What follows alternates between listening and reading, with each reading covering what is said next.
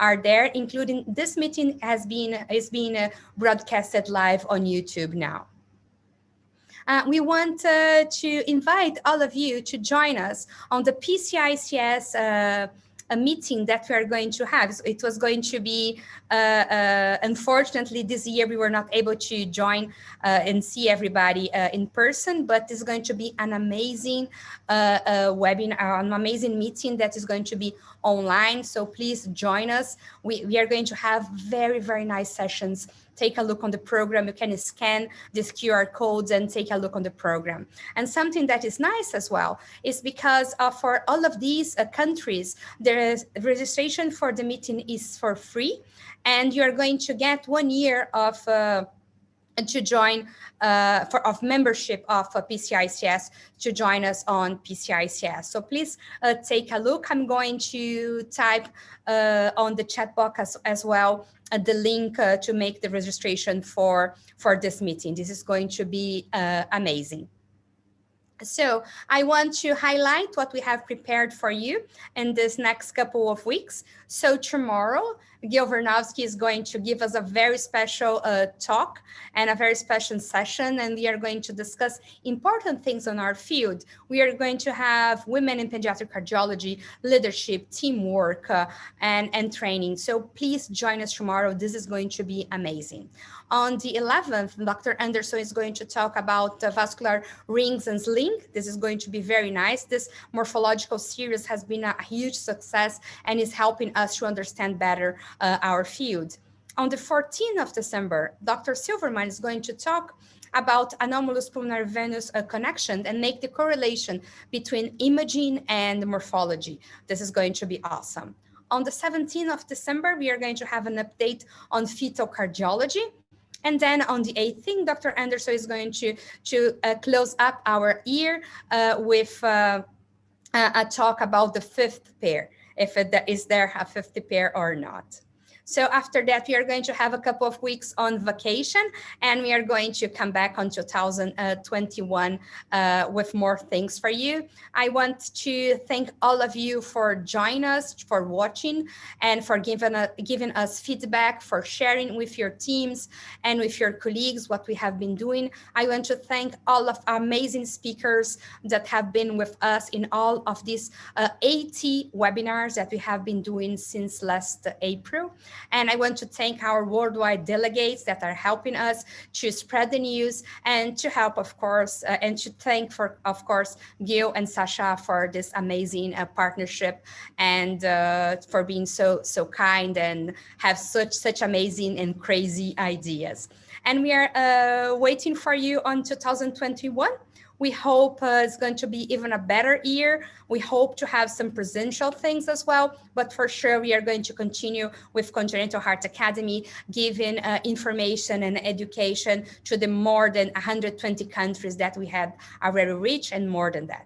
Thank you very much, guys. Let's see if Gil, you're here. You want to say something now? Sure, I would love to. Thank you, Sasha and Grace. This has been an amazing partnership. It's hard to believe that we've been at this for 8 months with 80 webinars and 16,000 people that have joined, unique people that have joined the Congenital Heart Academy's lectures. So that's fundamentally due to our excellent faculty. And many of them are on today. So we're real excited about this session. And Z and I are going to be moderating the first session. Should we just proceed in? Would that be a way to go? Yeah, I just want to introduce you both. So for the first session of this evening for me, for you, maybe it's early morning, we are going to have Dr. Ziad Hijazi, who is the professor of pediatrics and medicine at Weill Cornell Medicine, chief medical officer acting and executive chair of Medicine and Director of Sidra Health Center, Medical Director of International Affairs Office, and Honorary Profession in University of Jordan. And when Dr. Z is not practicing medicine, he loves to do spinning. Dr. Z is my big boss, and he's the one who is responsible for my Middle East adventure, and I'm very happy to have him here today. And the second moderator is our dear Gil Vernovsky. Dr. Vernovsky is a senior consultant in pediatric cardiology and cardiac critical care at Children's National Hospital in Washington, D.C., United States. He is the founding member of the PCICS, of the CNOC, of the International Society of Pediatric Mechanical Circulatory Support, and the World Society of Pediatric and Congenital Cardiac Surgery, along with Dr. Jeff Jacobs, who is with us this evening as well. He is the chair of our 2023 World Congress of Pediatric Cardiology and Cardiac Surgery. In the past, Gil played competitive ultimate frisbee at the international level, winning 3 gold medals. And he's also an avid music lover. He composes and performs music and co-founded the Baby Blues Sound Collective along with Dr. Tom Carl. And these are going to be our 2 moderators for now, Gil and Dr. Z. Hey Z, good to see you. Good to see you, my friend. Hi, Gil. Hi, everyone. So I just want to say one other thing, because the timing of this particular webinar toward the end of our year is great. Grace, I have my boss on here too, Dr. Charlie Barul, who will be talking in the second part. Not that we do a nepotism or anything along those lines, but I thought it was worth sort of saying that. It's just amazing people. We need to have them with us. Yeah, and I'm really excited. The first 2 talks today, and I'll introduce the first one, and then I'll turn this over to Dr. Hijazi for the second one. But there's a lot of ironies and wonderful coincidences in presenting our first speaker today, Dr. Jeff Jacobs. Not only did I have the opportunity to work with Tom Carl for the Baby Blue Sound Collective, which that music is my passion, Jeff has had the opportunity to drum with us. He's a great drummer. Played in a band called Wusa in St. Petersburg and Tampa.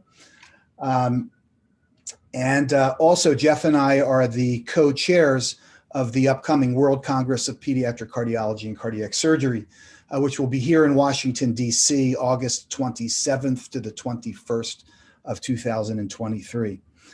A lot of ironies here. Dr. Hijazi has been one of the great collaborators of the World Congress with his long-term, highly successful meeting in pediatric interventional cardiology, or PICS, with AICS as well. So he's here on the panel.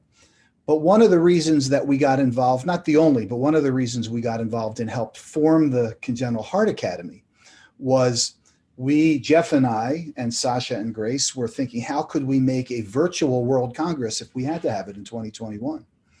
And Sasha was already working on this concept over a few years, as well as placing some Italian webinars. So fortunately, we're really proud that the Congenital Heart Academy is the first formal educational partner of the World Congress of Pediatric Cardiology and Cardiac Surgery. We've learned that we and the world will benefit from the ability to do these free things online. And we will still be able to present this to areas that could never come to Washington in 23, such as Sri Lanka and Africa and other areas of the world. Jeff's a professor of surgery at the Congenital Heart Center, University of Florida, and he's also the editor-in-chief of Cardiology in the Young. He's a past chair of both the Society of Thoracic Surgeons Congenital Heart Surgery Database Task Force and the Thoracic Surgeons Workforce on National Databases. As I said, he and I have been working since 2009 on getting the first bid to the U.S. for the World Congress. An extra couple of years due to COVID. Well, we'll just take that as it comes. Jeff enjoys fishing, drumming, scouting, as well as rooting for all of the Tampa Bay professional sports teams. So I'm really happy to introduce Jeff Jacobs. He's going to review some of the things we did in part 1, which is how are we doing surgically? What do the international databases tell us? The IQIC, the STS, and ECHA databases. Jeff, thanks so much for making the time for being on with us this morning. Well, thank you very much, Gil. I hope that you guys can hear me okay and see my slides. Perfect.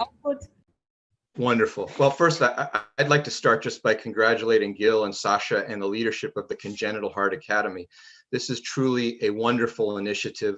I'm honored to be given the opportunity to participate and present this talk. But more importantly, I just think it's tremendous what you and your group have done to provide education and camaraderie throughout the global community of pediatric and congenital cardiac care. It's special, it's unique, and it's notable, and congratulations to all of you.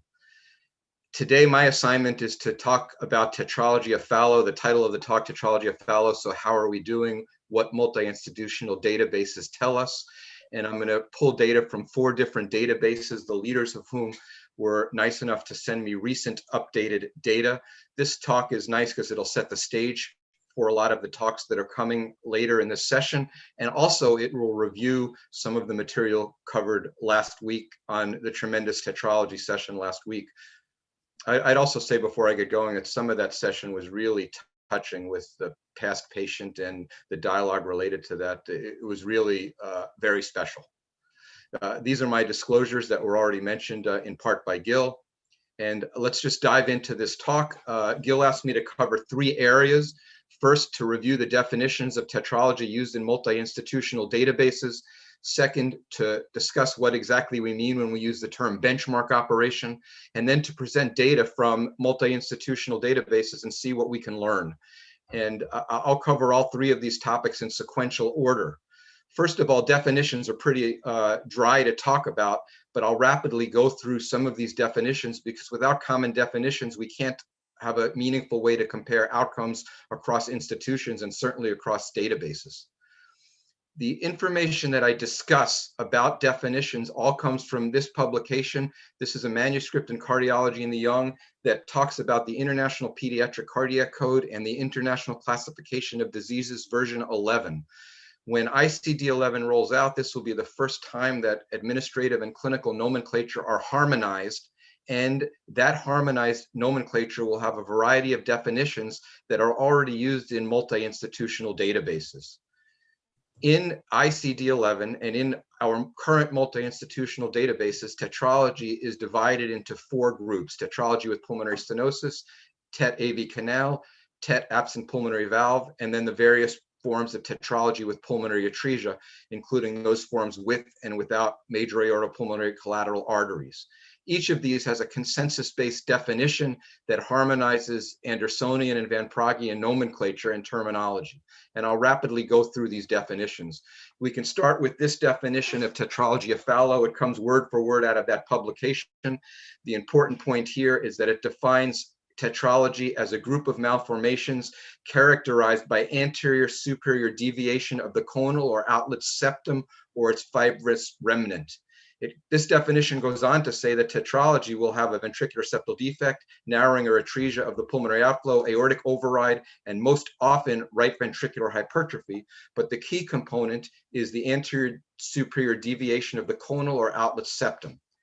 In other words, some people can argue that Tetralogy of Fallot is really the monology of having anterior superior deviation of the conal or outlet septum or its fibrous remnant. And as I said before, tetralogy will always have a VSD, always have narrowing or atresia of the pulmonary outflow, always have aortic override, and most often, but not always, have right ventricular hypertrophy. I know that Gil and others have said that always is a bad term to use in medicine, but I think it is fair to say that tetralogy will always have a ventricular septal defect. Then if we come back to the subtypes of tetralogy, I'll briefly provide definitions for each of these subtypes. Let's talk about tetralogy with AV canal. That's simply a tetralogy that also has an associated atrioventricular septal defect or atrioventricular canal. And in the manuscript that I posted earlier, there's a very detailed definition of what an atrioventricular canal or atrial septal defect is defined as. One important point with TET canals is that the canal component is always the complete form with an unrestricted intraventricular communication. Tetralogy absent pulmonary valve is a variant of Tetralogy of Fallot with an atypical pulmonary valve with absent or rudimentary leaflets or cusps that do not coapt. This is usually associated with dilatation of the pulmonary trunk and the central right and left branch pulmonary arteries. It's often associated with abnormal arborization of the lobar and segmental pulmonary arterial branches, tracheal compression, and stenosis and regurgitation of the pulmonary valve. Again, these definitions are all word for word out of the ICD-11 publication. Finally, tetralogy with pulmonary atresia.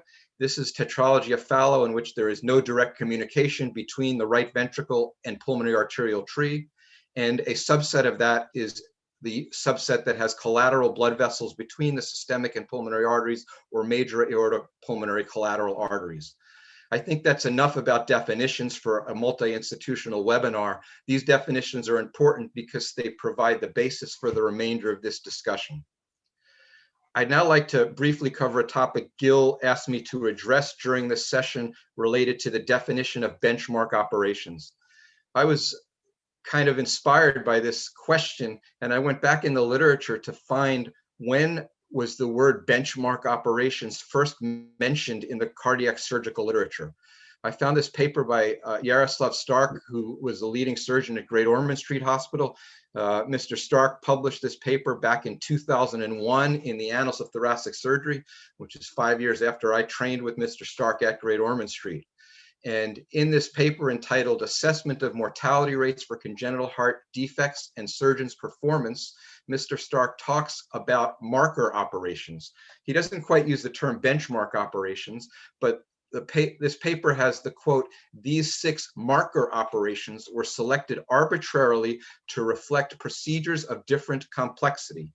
And the 6 marker operations in this 2001 manuscript from Mr. Stark were coarctation, VSD, AV canal, tetralogy, switch, and truncus. So let's flash forward 9 years later to this paper published in 2011, 10 years later, in the Annals of Thoracic Surgery, Variation in Outcomes for Benchmark Operations, an analysis of the STS Congenital Heart Surgery database. We started with the 6 marker operations from Mr. Stark, and we took out coarctation and added in the Fontan operation, truncus, and Norwood. We were left with this list of 8 benchmark operations: VSD, tetralogy, canal, switch, VSD, Fontan, truncus, and Norwood. Currently, this list from 2011 was made by adding switch, VSD, Fontan, and Norwood from Stark's original list, and by removing coarctation. Now, in 2020, in the STS and European databases, we have a group of 10 operations that we call the benchmark operations. At the suggestion of Bill Gaynor, we added coarctation back in so that we had an off-bypass operation. And since we already had Norwood and Fontan in, we added in the Glenn and Hemi Fontan group. So currently in the STS and EACTS congenital heart surgery databases, when we talk about benchmark operations, we talk about this group of 10 operations. And these 10 operative categories make up about 30% of the operations in the STS and EACTS databases. And clearly tetralogy is one of these operations. By using this category of benchmark operations, we can build on the 6 marker operations from Mr. Stark, and we now have a group of 10 that are not only selected arbitrarily to reflect procedures of different complexity, but are also selected intentionally to facilitate comparison of data from individual institutions to national and international aggregate data to facilitate not only quality assessment, but also quality improvement. These 10 benchmark operations allow us to create tables like this table in the current STS Congenital Heart Surgery Database feedback report that compares institutional outcomes for the 10 benchmark operations to national and international aggregate data for mortality and postoperative length of stay. So that's a quick summary for benchmark operations, and I hope that I was able to provide what Gil was interested in providing during this talk. What I'd like to do now is focus on probably the most important part of this talk, and I'm going to present data from multi-institutional databases and registries that summarize the current state of affairs for surgery for Tetralogy of Fallot across many regions of the world. I'm going to start with the International Quality Improvement Collaborative for Congenital Heart Disease. This is a database led by Kathy Jenkins that represents 74 sites in 27 countries. This is an extremely important database because it gives a global view of the current state of affairs of pediatric and congenital cardiac care. Kathy and her colleagues are to be congratulated for assembling these data. And I'd also like to thank Kathy for sending me a special report for this talk. The goals of the International Quality Improvement Collaborative. This is their vision and their mission, the vision being to facilitate collaboration of healthcare teams from around the world, creating a culture of safety and quality for care for congenital heart disease. And their mission, which is quite important, is to reduce mortality and major complications for congenital heart disease, specifically in low and middle income countries. The IQIC recently published this really nice paper from Nestor Sandoval, Kathy Jenkins, and colleagues summarizing the state of affairs of Tetralogy of Fallot treatment in developing countries. I encourage anybody to take a look at this paper. It really contains some very important information, and to be honest, could be the subject of a 20-minute webinar in and of itself. I'd like to show just a few highlights. This is a table 1 from that paper, and interestingly, I'll focus our attention from table 1 on the age of patients having Tetralogy of Fallot surgery in this database. The median age is 1 year for total repair, and the median age for palliative shunts is 1.2 years. I'd ask everybody to remember these ages when we go on to look at data from the other databases. And on table 2, where outcomes are shown, this table shows the in-hospital mortality rates for the entire cohort, shows that it's 3.3% for total repair and 8.8% for systemic to pulmonary artery shunts. Again, this is information that should be kept in mind when we look at some of the mortality information from the other registries. Finally, Kathy sent me this special report looking at data from, that should be 2016 to 2018, looking at tetralogy surgery most recently in the IQIC, and we can see that there's 4,955, almost 5,000 operations, representing 10% of the entire IQOC with an overall in-hospital mortality rate of 4%. These two numbers are important. Tetralogy represents 11% of the surgery in this database, and I'd ask you to remember that as well. So we could remember that the median age of these patients is about a year, and it represents just over 10% of the patients in the database with an overall in-hospital mortality rate of 4%. I'd now like to move on to data from the World Database for Pediatric and Congenital Heart Surgery. I thank Jim St. Louis for sharing these data. Jim St. Louis leads this database along with Jim Kirkland, and it's under the leadership of Christo Trevenkov and the World Society. It contains data from multiple countries around the world, including all the countries listed on this slide. So again, this is a relatively global database. Jim was able to pull data specifically from Tetralogy of Fallot. This database started collecting data in 2017, contains data about 29,000 patients, 31,000 operations, 18 countries, 52 hospitals. That, I think, is a fairly impressive breadth of planet Earth. If we look at these data, this is from a customized report that Jim St. Louis and his colleagues ran for me about Tetralogy of Fallot. We can see that here we have 1,700 patients with Tetralogy of Fallot. Unlike the IQIC, in this database, this represents about 5% of patients in the database. But then if we add in the Tetralogy of Fallot pulmonary stenosis subgroup, it gets up to 10%, similar to the IQIC, demonstrating the importance of nomenclature and terminology. So again, tetralogy in its basic form, pulmonary stenosis, is about 10% of this data set. And the other forms, AV canal, absent pulmonary valve, and pulmonary atresia, are rarer, representing only 1 to 2% of the database. So importantly on this slide, just like in IQOC, globally, tetralogy is about 10% of all pediatric and congenital heart surgery on the planet. And the remaining forms are rare, less than 1%. If we look at some of the basic outcomes of tetralogy, which is summarized from the World Database in this table, first we can focus on repair of TET with pulmonary stenosis, and we can see in the World Database in-hospital mortality, both for TET repair with a ventriculotomy and then with the transannular patch, is 1 to 3%. Mortality is higher if we have an RB to PA conduit, and mortality is even higher if we look at AV canals, where mortality for TET AV canal is 16%. That's notable. Absent pulmonary valve, 5%, and pulmonary atresia, 7%. So these are clearly higher risk lesions globally. I'd now like to move to information from the European Congenital Heart Surgeons Association database, and I would thank Marashevsky and Dijlov-Tabota for sending me a special report about tetralogy for this presentation. The EACTS database and now the EXA database is primarily made up of data from Europe and Asia. About 2/3 of the data come from Europe, 1/3 from Asia, and a smattering of data from other continents. This shows the growth of the EXA database year by year.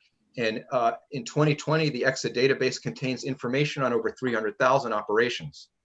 This shows an overview of data in the EXA database and the type of information we can look at. Over 300,000 operations. We can look at mortality, morbidity, and information about patterns of practice like bypass time and cross-clamp time. We can stratify the data by neonates, infants, children, and all categories. And one can go to the EXA database reports and online access 17 individual reports that are available at any time. This is the information they sent to me from the EXA database about tetralogy, looking at data mostly from Europe and some from Asia. Again, here, tetralogy and TET pulmonary stenosis make up only 6% of the data set rather than 10% globally. And TET AV canal, TET absent pulmonary valve, and pulmonary atresia make up less, 1 to 2%.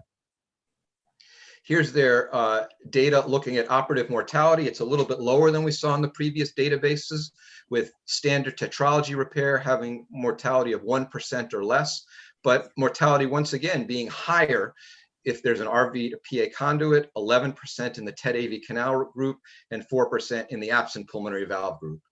Finally, I'd like to finish this talk by sharing data from the Society of Thoracic Surgeons Congenital Heart Surgery database, which contains data primarily from North America, also contains data from 3 Canadian centers. So the STS database represents a large portion of the United States. In fact, it represents over 95% of the hospitals performing pediatric and congenital heart surgery in the United States. All 10 of the centers in Florida submit data, 95% of the centers in the country. This slide shows the number of centers submitting data to the STS database year by year. In 2002, we had 16 centers. We're now up to 118 centers, representing, again, 95% of the centers in the country. The database in a 4-year analytic window currently contains data on 160,000 operations over 4 years, or about 40,000 operations per year in the United States. And the overall database now contains data on over 500,000 operations. Here's some data from the STS database. Notably, this again shows the percentage of operations of the entire database that are comprised of tetralogy operations. Here, if we look at the most common variant, TET and TET pulmonary stenosis, it only represents 4 to 5% of the database, as opposed to 10% of the international databases. And tetralogy, AV canal, TET absent pulmonary valve, and the various forms of pulmonary atresia represent 1 to 2% of the data in the database. We can look at data about age at surgery, and this is important in comparison to the international data. International data shows a median age of surgery of about a year. Here in the United States, the median age of surgery is about 0.4 years, less than half a year, with an interquartile range of 0.3 to 0.5 years. So 3/4 of patients in the United States are receiving surgery for tetralogy at 6 months or less. That's very different from a median age globally of a year. Here we can now look at some of the outcomes of tetralogy surgery in the United States, and we see that the mortality for standard tetralogy repair with or without a transannular patch is less than 2%. The mortality is higher if one does an RV to PA conduit, if one does TET with AV canal repair, or if one does TET with absent pulmonary valve repair. I found it interesting that in all of the other databases, TET AV canal was the high-risk subset, but in the United States, the higher risk subset is TET absent pulmonary valve. We did a specific query of the STS database looking at data from the last 4 years, stratifying by age categories. We can see that for neonates, approximately 43% of the patients in the neonatal age group are initially palliated with a systemic to pulmonary artery shunt, with the mortality of 3.5%. Meanwhile, also in neonates, 55% get a complete repair with the mortality of 2.5%. If we go now to patients over the age of 90 days, we can see that 90% of the patients get a complete repair, and palliative surgery is very rarely done over the age of 3 months. These data are not surprising for patterns of practice in the United States. We can also look at patients who had surgery for tetralogy after previous palliation, and we can see that mortality in this subgroup is quite rare, so that the overall mortality in patients who have previously had a shunt and now come back for their complete repair as a reoperative scenario is only 1.48%. Postoperative length of stay in the STS database for tetralogy surgery, well, if there's no ventriculotomy or a ventriculotomy, it's about 6 days. A transannular patch is a couple of days longer, about 8 days. An RV to PA conduit, also a couple of days longer, about 8 days median. The percentage of patients receiving an unplanned cardiac reoperation during their index hospitalization is about 2% for standard tetralogy, but it goes up to 5% if there's an RV to PA conduit. The percentage of patients requiring postoperative mechanical circulatory support is not zero. Just under 1% of patients after Tetralogy of Fallot require ECMO. And if a ventriculotomy and transannular patch is done, that goes up to 3%, RV to PA conduit, 1.5%. The patients with a neurologic deficit after tetralogy is not zero, but it's less than 1%, so it's rare, but it does happen. What I've tried to do in this talk is achieve 3 objectives rapidly: review these definitions, share information about benchmark operations, and show national and international aggregate data from these multi-institutional databases. Some generalized conclusions: well, clearly Tetralogy of Fallot is a common form of congenital heart disease, representing about 10% of the pediatric and congenital cardiac surgery globally, and about 5% in Europe and North America. Clearly, tremendous progress has been made in the care of these patients. Variations in outcomes still do exist globally. Geographic disparities exist. And it is a fact that global collaboration will save many lives. Global collaboration by sharing information, sharing knowledge, and most importantly, sharing education through unique activities like this webinar. I think we've sure come a long way since the groundbreaking work done by these 3 many years ago to begin saving the lives of patients with tetralogy. And I think these 3 would be very pleased to see the outcomes globally today. We've come a long way from this patient to this operating room to where we are today. And these 3 individuals have clearly saved many lives with their groundbreaking work. It's been a pleasure to give this talk. It's been a pleasure to have the opportunity to share this information with the Global Academy. And I'd like to thank Gil and the remaining leadership for this opportunity. I'm happy to answer any questions. Thank you.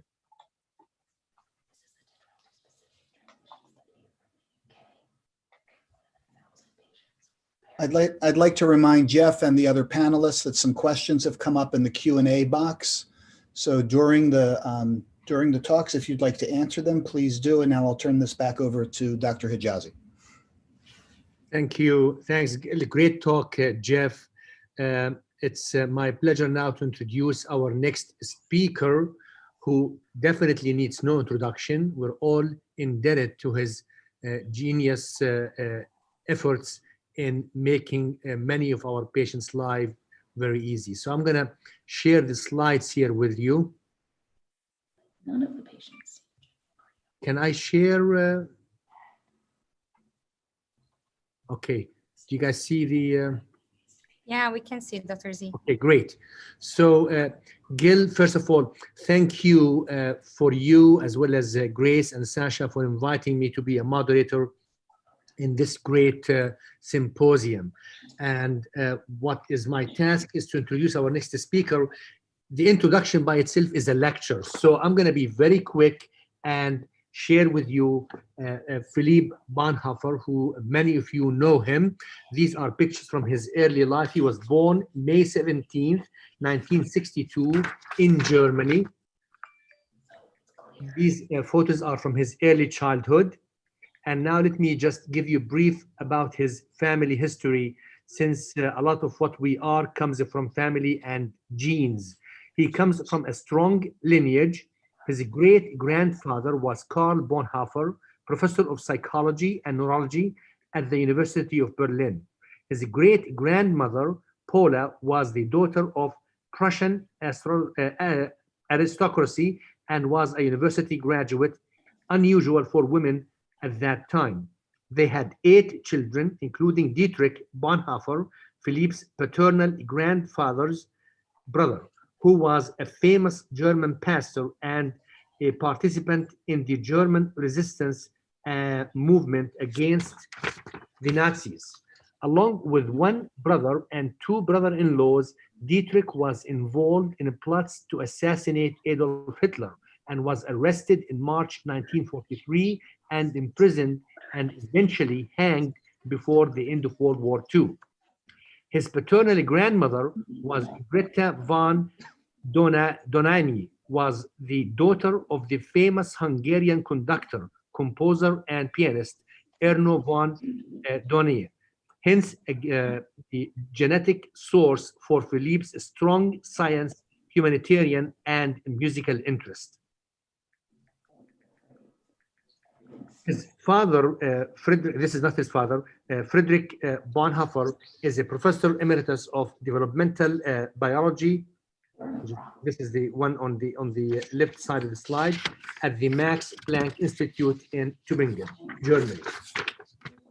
His older brother, Tobias, is a professor and director of cellular and systems neurobiology at the same institute. His younger brother, Sebastian, is a full professor of theoretical biology at the Swiss Federal Institute of Technology in Zurich.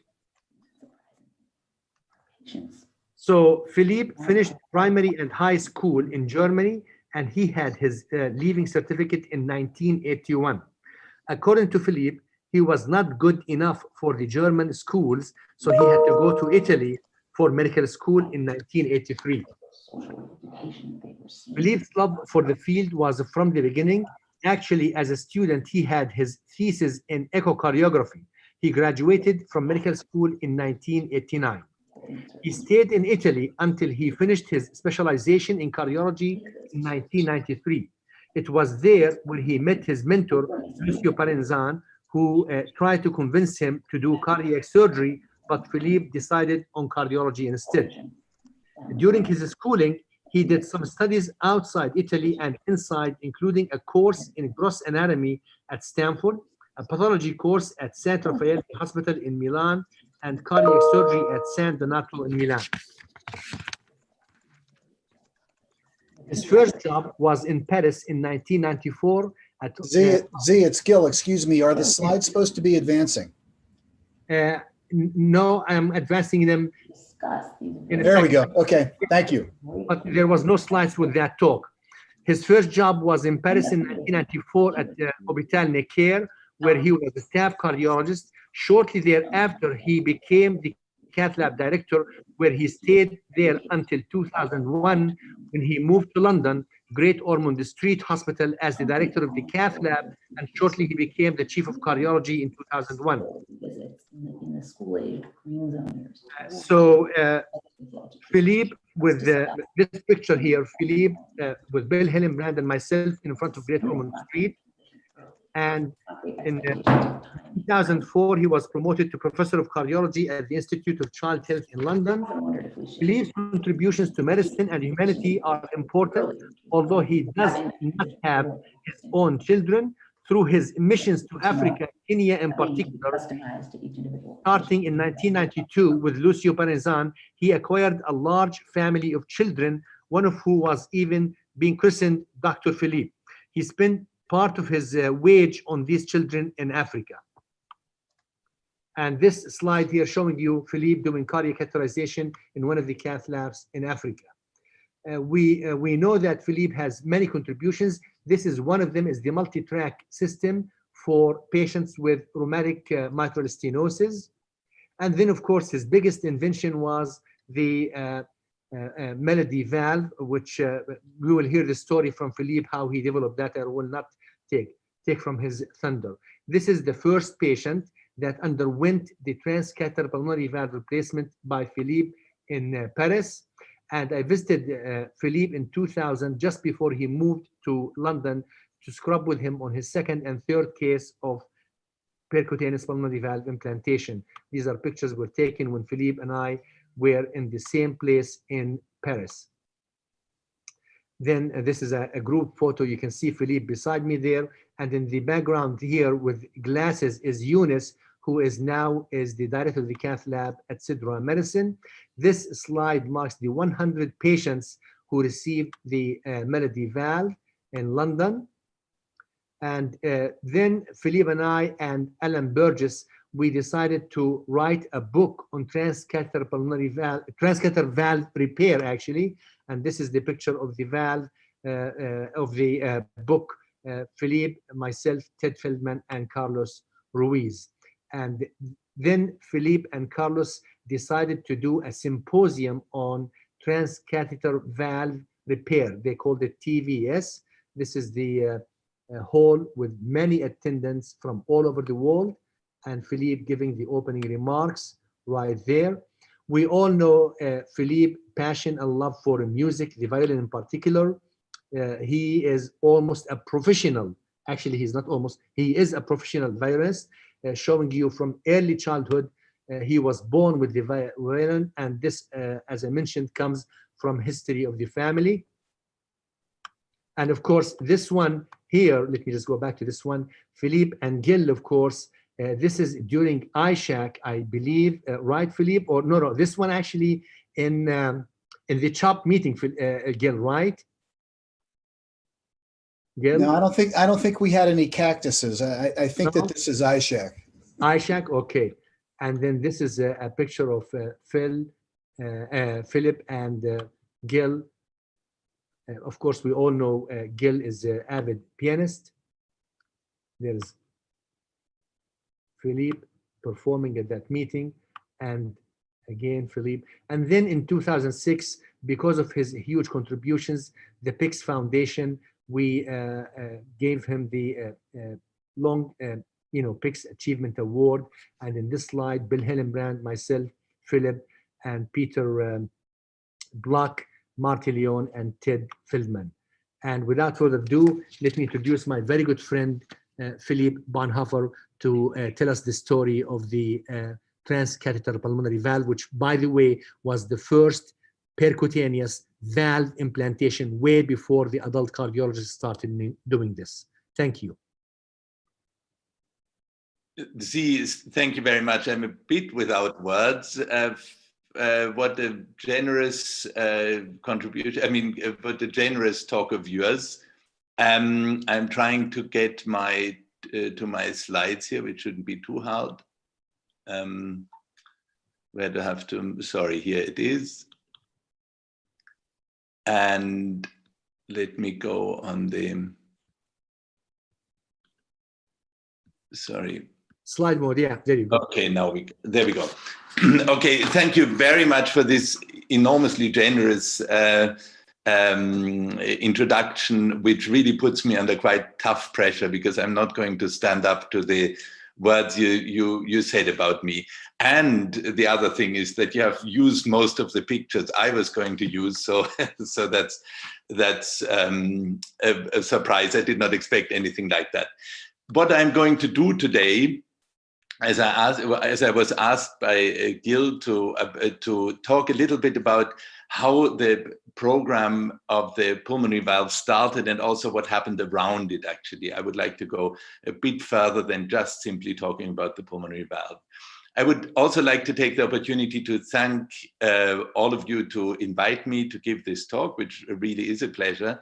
And I also listened last week, and I must say that I was very convinced by the purpose of such a meeting, in particular by talks such as the talk about Fallot in Nigeria, which I found absolutely extraordinarily good. And I would like to congratulate for that, but now I start to talk about my topic. So what I would like to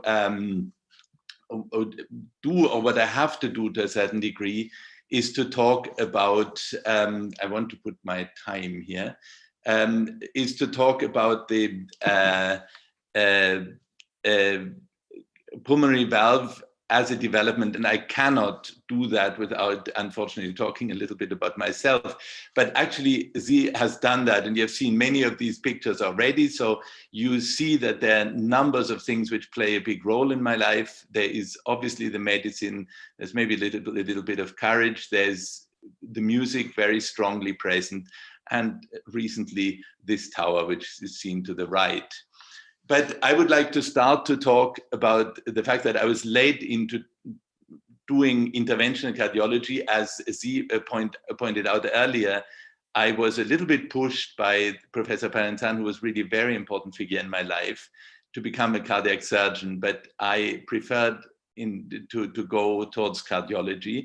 And it was Mario Carminati who really led me in that and allowed me to move into interventional cardiology, actually at a rather young age. And I was absolutely fascinated by that, and certainly very much inspired by Mario Carminati. And it was actually during a very early period of my professional training that I got interested in working in poorer environments in developing countries. And also this picture was already seen, so that actually goes back to the just about 1990, so about 30 years back, when I was at the time teaching echocardiography in Kenya in this particular case. And here you can see me also active in Uganda. I was traveling there. You see Professor Parenzan, who took me actually along. The other person is Donald Ross, the surgeon of the inventor of the famous Ross operation. And I was thinking at the time, how could one treat patients? So how could one, in a typical picture actually of Africa, how could one get to the point that adequate medical treatment could be brought to a child where really the social infrastructure around is rather difficult? And I was wondering whether with what I was doing, in other words, intervention cardiology, I could be somehow useful. And you will wonder what that has to do with the pulmonary valve, but we will get there. So I actually got into Kenya. I did interventional work, and these are pictures of the very first interventional procedures I think in a very vast part of Africa. As I said, I mean, we are talking about the very early 90s here. I came, like many of us in, let's say, in the United States, Europe, or many other countries, from a rather sophisticated technical environment. And I was very aware that this type of approach was not the approach which would allow for a significant contribution in countries where money wasn't quite as abundant. And therefore, I realized that technical adaptation was something which was needed. In fact, in a simple catheterization laboratory with a mobile fluoroscopy and very much simpler monitoring, it is actually possible to work and to do almost the same things as in these sophisticated, or one might say over-sophisticated environments, which exist very often in the richer countries. And I was fascinated by that. And I was actually put in front of a position where I realized that if with intervention cardiology, one would like to treat a significant disease, it was really mitral stenosis. Mitral stenosis at the time could be treated with a single-use inward catheter, which was immensely expensive. And I was, because I was pushed towards simplification, towards technical adaptation, I was thinking, isn't it possible to develop something which would be less expensive and maybe applicable in environments such as poorer countries? And in fact, I came up with a technology. This is a very early picture. This is 1994, when I came up with this idea of the multitrack system, which is simply a much, much simpler approach to mitral stenosis, and which is actually equally effective and equally easy to do as INUE, and that was something which became very relevant in my steps to contribute in some technological things. So here I was looking back at the kid I was mentioning earlier. Can we make really a contribution which makes sense, which makes financial sense? It was interesting to analyze the situation of mitral dilatation. In fact, the question was how many patients could get the benefit of mitral dilatation, but there was also a financial question about it.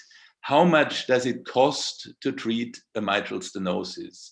And actually, if you cut down the costs the way I did and with cheaper materials, that is not immensely high. And it turned out that the cost of untreated mitral stenosis, which means patients who have to go to hospital, who have a social dropout, or have to take medications, it turned out to be more expensive not to treat the patients rather than to treat them, which was really an interesting insight. So one could come to the conclusion that it was better for the economy of a country to treat mitral stenosis rather than not to treat it, because one was ultimately saving money. Now that I thought was very interesting, because I was sometimes asked, why do you do such sophisticated treatments in poor countries? You could rather treat diarrhea or rehydrate children with diarrhea and then save lives with much less money. In fact, under these circumstances and with these financial considerations around mitral stenosis, this is not quite right. Well, so that was the multi-track system which I developed, and I developed that along with a company which is called NewMed, and here you see Michael Martin and Alan Tower. One would think that the tower is to the left, but as a matter of fact, the person to the right is Alan Tower. And Alan Tower was the president of NewMed. Now the business was taken over by his son.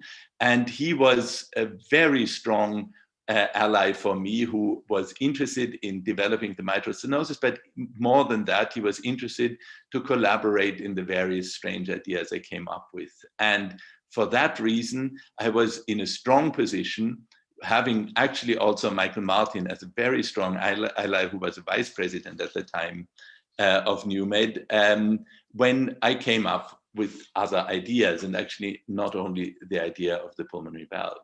Now let me show you one thing. I mean, NewMed, for example, involved me very early in all their technological developments. For example, they were talking about the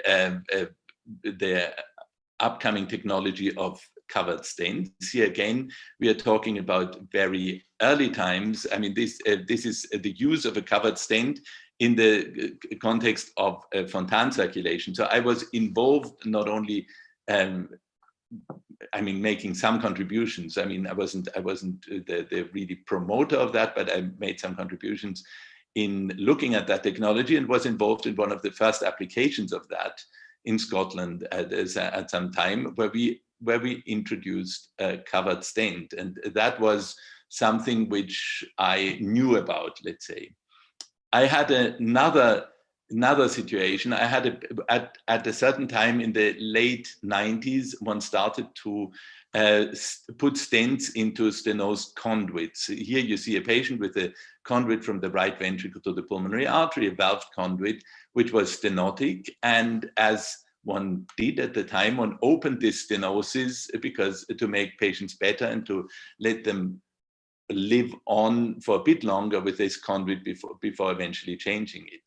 Here I had a patient, I still remember this patient very well, 14-year-old boy who had a very good success with the stenting of the conduit, but unfortunately not long after this procedure, he came back and he was clinically in a condition which was worse than before. And so this patient had benefited from the relief of the stenosis, but had actually developed clinical symptoms due to the pulmonary insufficiency, which was the consequence of this bare stenting of the right ventricular outflow tract. Now I just had to put my things together. I was thinking, if one has a covered stent, why can't one maybe put something inside a stent? And that was the idea of putting a valve inside the stent. I knew that valves could be deformed and still function if they were biological valves. And I also knew that valve leaflets were thin. And then I just didn't know how to exactly do that, and came up with this now ridiculous looking first valve, which was made actually out of homographed leaflets. That valve didn't work at all. It was terribly difficult to stitch together. I have no surgical skills whatsoever. And that was difficult and completely not functional. But I showed it to Pascal Vouet at the time, very important surgeon in Paris. And he said he was at that time involved in a study with bovine venous valve, bovine jugular venous valve, which was being introduced in surgery. And that was the so-called Contegra valve. And he said, why don't you try with the bovine jugular vein? Well, this is what a bovine jugular vein looks like. And that obviously was a fantastic idea because it would adapt exactly to my purpose. So what did I need to do next? And this is where the title comes from. I needed to get a piece of neck of a cow. So here, this is with Alan Tower. We went to the butcher in the deep winter, and there, I mean, obviously nobody knew what a jugular vein was. So I said, just give me a piece of neck, I'll find it. And this is how I ended up finding my first jugular venous valves, which I then had to find my techniques. I dissected it down from the outside, and then I used a stent produced by Newmed and sutured the valve into this stent. Then I trimmed off the ends and so on. They're all very easy. And then I also had this very sophisticated laboratory setup. You can see the tap. I held the finished valve under the tap in one direction, water would run through. If I turned it around, it didn't. So that was my proof of concept, and the pulmonary valve existed with really very little, I mean, once again, very simple approach. The next approach, the next thing I had to do obviously was to set up animal experiments, and the animal experiments had their protocol and so on. And that was done and approved and was also ultimately successful. So that worked out fine. And finally, I had people who were better than I was in preparing these valves. And at this time, one had then a device which could actually be used in clinical practice. So I had overcome the regulatory hurdles. I had to obviously submit to the regulatory agencies. They looked at it, and based on the fact that one knew the valve from a surgical perspective, that one knew the stent from an interventional perspective, it was just the combination of the two, and the approval process was not as complicated as one might think. Well, then I had to go ahead and think about the first implants. And this, for example, is one of the historic delivery systems, not very different from what we have now, but not the same. Here you see such a valve loaded into this delivery system, and it was also tested duly for longevity and so on.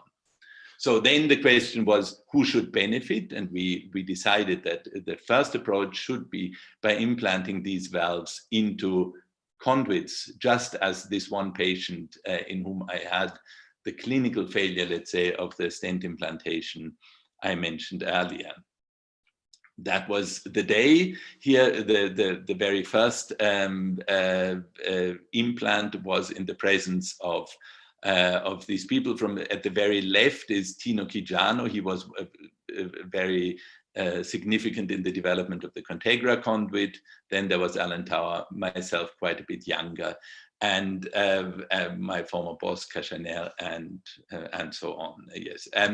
So this is the picture which Ziad showed earlier.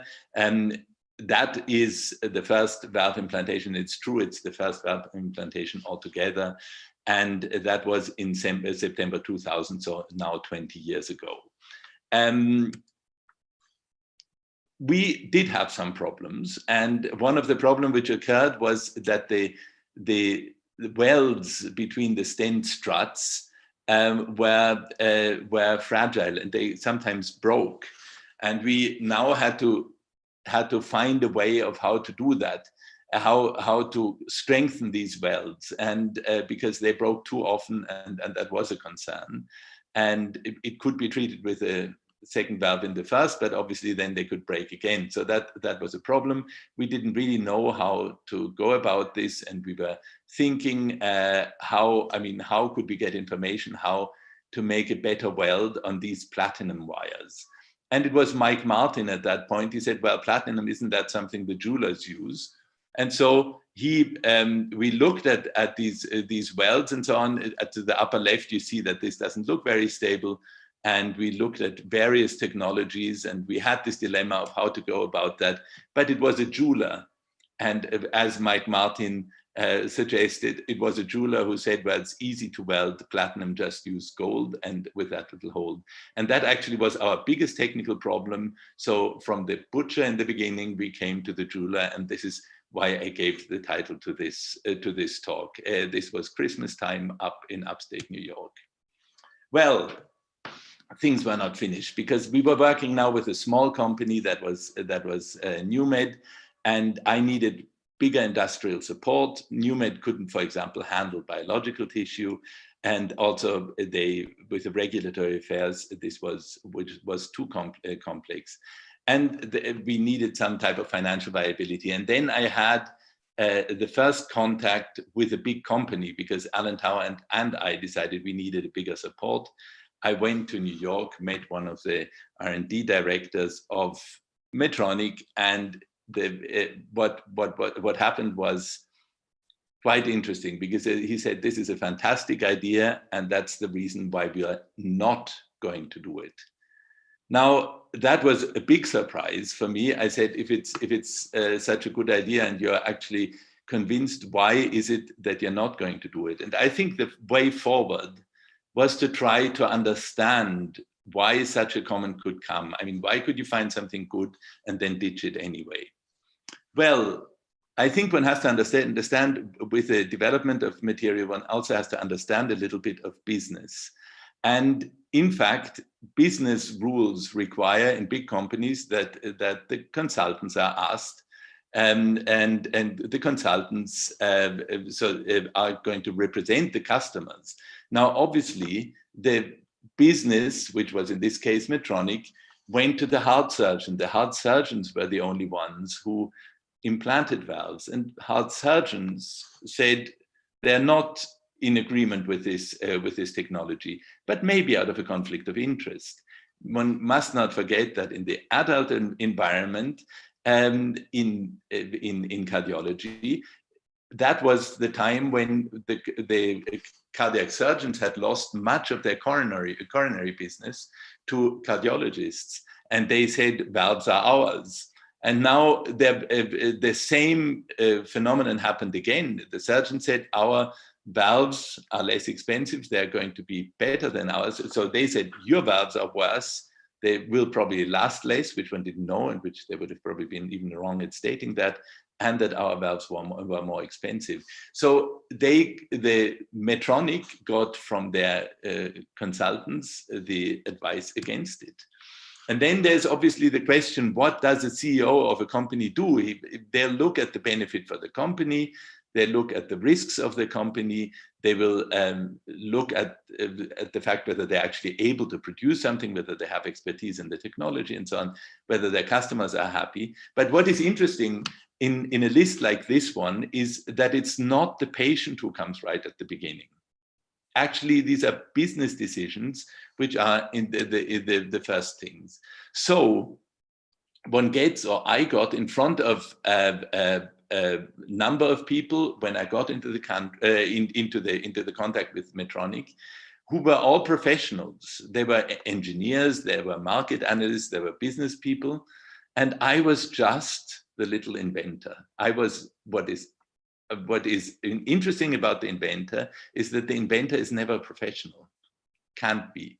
Whereas all the others are professional, and therefore they treat the non-professionals with maybe not a huge respect. And it's also true that they know things an inventor really has no clue about, and that was my case.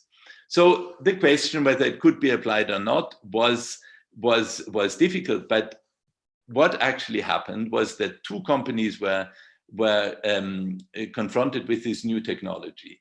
and it was Edwards Life Science. Edwards does nothing but heart valves. Medtronic has a large catalog of medical devices and also does heart valves, but it's just a minor part of the business. Now, for Edwards and for Medtronic, the decision-making was wholly different. Edwards was looking at the thing. They said, if we miss a technology, so if percutaneous valves become a success and we miss a technology, we are dead. If we invest into the technology, we'll lose all our clients. All the cardiac surgeons will be angry with us and they'll run away. So they were in a very, very difficult position. In one case, they could upset their customers. In the other one, they took a risk that the company would fail if they didn't engage in new technology. For Medtronic, that was actually different. Medtronic said, we are making all kinds of good things. If we don't do a new technology, we can make the money with pacemakers, which we don't make with heart valves, for example. But what was true or is true is that Medtronic had the point of view that they say, we make good things anyway. We are like a good car company. We make good things anyway. If we make another good thing, it actually doesn't change anything. If we make one bad thing, it changes. And they said the pulmonary valve is so easy to understand. People will understand it. If something goes wrong with it, it will have a negative impact onto the stock price of Medtronic. If it's a good thing, it actually won't change anything because we do good things anyway. So they said, if something goes wrong in one case, for whatever reason, the stock value could be affected. And that was the reason why they said in the beginning, it was a good idea, but we are not going to do it because the risk of touching the value of the stock was too high. One needs to know that a company at that time, the company of Medtronic, was worth something close to $70 billion. Now, if you you say that there's a change in the value of the stock of only 1%, that would make $700 million. $700 million is more than this project could ever offer them. So it was quite logical why they initially said they were going to turn that down. Now, they didn't do it at the end, but I don't have time into all the reasons why they didn't do that. Well, I told you that the mitral valve, and I'm going 2 steps back here, that the mitral valve was relevant for me to get close to NewMed, but actually there was another thing. There was also Alain Cribier, of whom you might have heard, that he became the pioneer of the aortic valve implantation, who had a mitral device. In fact, when I was just beginning my clinical work, I met Alain Cribier because of the mitral valve and told him about the research. And actually, what I was doing at the time, I mean, starting with the clinical trial, I was also interested in the aortic valve. And I was thinking that our valve could be implanted in the aortic position, and we tried 3 ways of doing that. We tried based on the Hufnagel concept. Some of you will know that the very first aortic surgery actually started with Hufnagel, and that was an implantation of the aortic valve into the descending aortic arch. And we said that would be really easy to do. And so we tried to do that. But for complex reasons, again, we have no time for that. That was not really a success, although procedurally it was absolutely possible. The other thing was, the second way was to implant the valve into native position, but that didn't work. It didn't work. The valve just didn't hold in position. And I think for whoever does TAVI today, this is completely understandable why that wouldn't work. And for that reason, I abandoned that. And because we couldn't have an animal model which we could use for aortic valve implantations, that would be impossible. And then ultimately we developed, and Younes was mentioned earlier, we developed with Younes a technique of aortic valve implantation, which had a hooking system with which one could go into the aortic leaflets. And with that it worked, and it worked 3 times. Everything was fine. And that was also a technology which was carried on by some industrial groups. But actually, I ended up advocating that the aortic valve should be implanted into bioprosthesis, just like what we did on the right side into the conduits from the right ventricle to the pulmonary artery. I then eventually, in 2002, Alain Crivier implanted the first valve. I do not know which, let's say, regulatory pathway he took, because I know that there was no way to implant his device also into the native pulmonary artery. And so I'm not aware of how he was able to make this a regulatory pathway for human implantation. Well, I anyway was a pediatric cardiologist and was interested in the congenital side and not in the kind of medicine of the very old patients, and therefore then looked into another directions. And I was then rather interested in developing pulmonary valve implantation in a wider spectrum, for example, in patients who don't have a conduit. And so I was interested in patients like this one. Excuse the quality of this patient, but this is obviously somebody who would be difficult to reopen and so on. And I was thinking we should be able to do these procedures. The only thing I think is interesting, because this history actually went on after I left cardiology then, but you will what is interesting about these pictures I'm showing is that they're also already 15 years old. So these are approaches which are still very modern and which are brought into clinical practice. But as I said,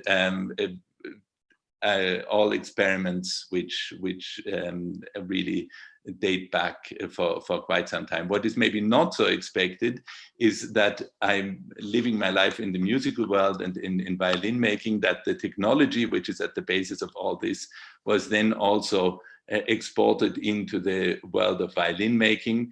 And here, for example, you see a micro CT of a very precious viola, and which serves me now as a basis for the construction of instruments and for the analysis of instruments.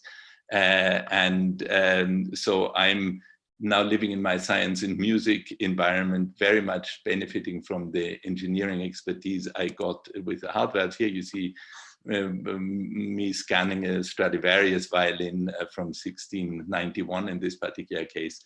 Well, that is what I wanted to tell you about today, and I hope it's more or less what you expected. Thank you very much.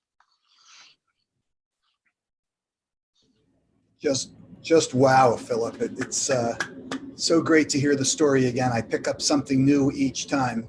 I didn't know you needed gold to weld platinum together. I think that's absolutely fantastic. I needed it. I suspect that there will be questions for you in the Q&A box. Again, I want to remind the audience to use the Q&A box, please, rather than the chat function if you have questions for Philippe or any of the other speakers. I apologize, there's a helipad behind me. I don't know if you hear the helicopter behind me, but that's where all that noise behind me is coming from. Thank you. Thank you very much for being with us, Philip. And I look forward to coming out to the castle in the near future once the pandemic is over. Z, do you have any closing remarks you'd like to make? No, thank you so much, Philippe. This was absolutely amazing. And it's really, really important for all cardiologists, especially congenital cardiologists, to understand that the first transcatheter valve was in pediatric patients by a pediatric cardiologist.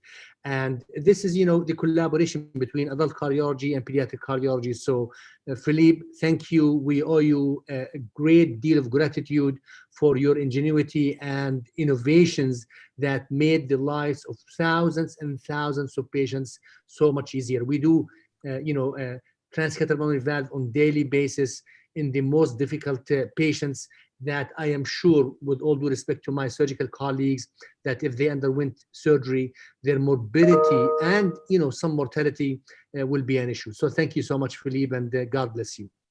Thanks. Thank you very much to all of you. Thanks again, Z. The next two talks could not possibly have happened without the last one. You know, we now have the opportunity to not only find out what happens with these valves and when to do them, but answering that very special question that you asked, that the surgeon said, our valves are better than yours. And we're really very fortunate to talk after this one is, and I hope I say your name right, Julie, Dr. Cluzio? Cluzio? Cluzio. Cluzio, okay.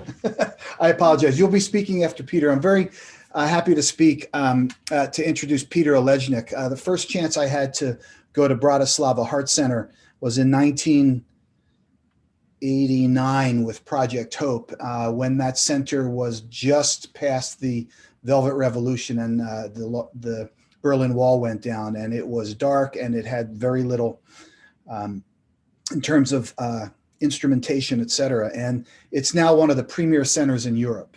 It's become a sustainable center with absolutely terrific results.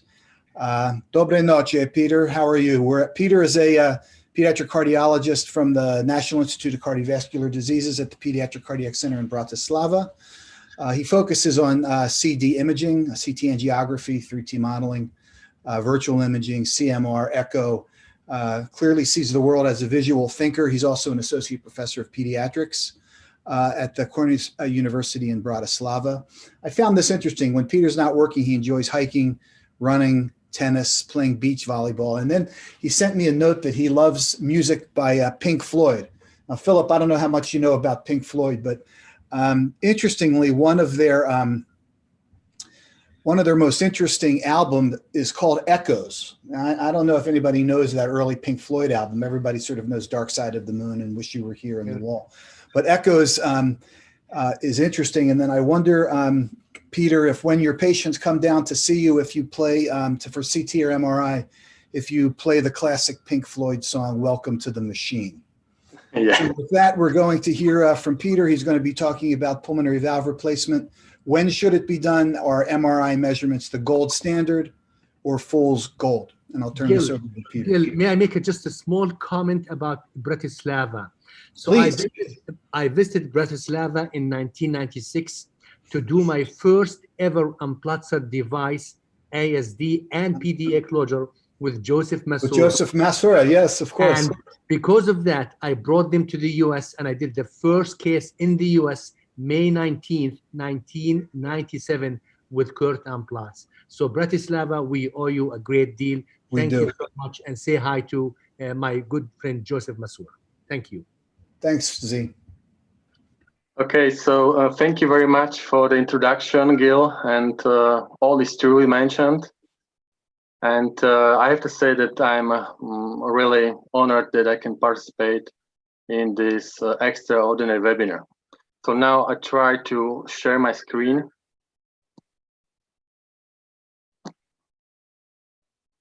This one.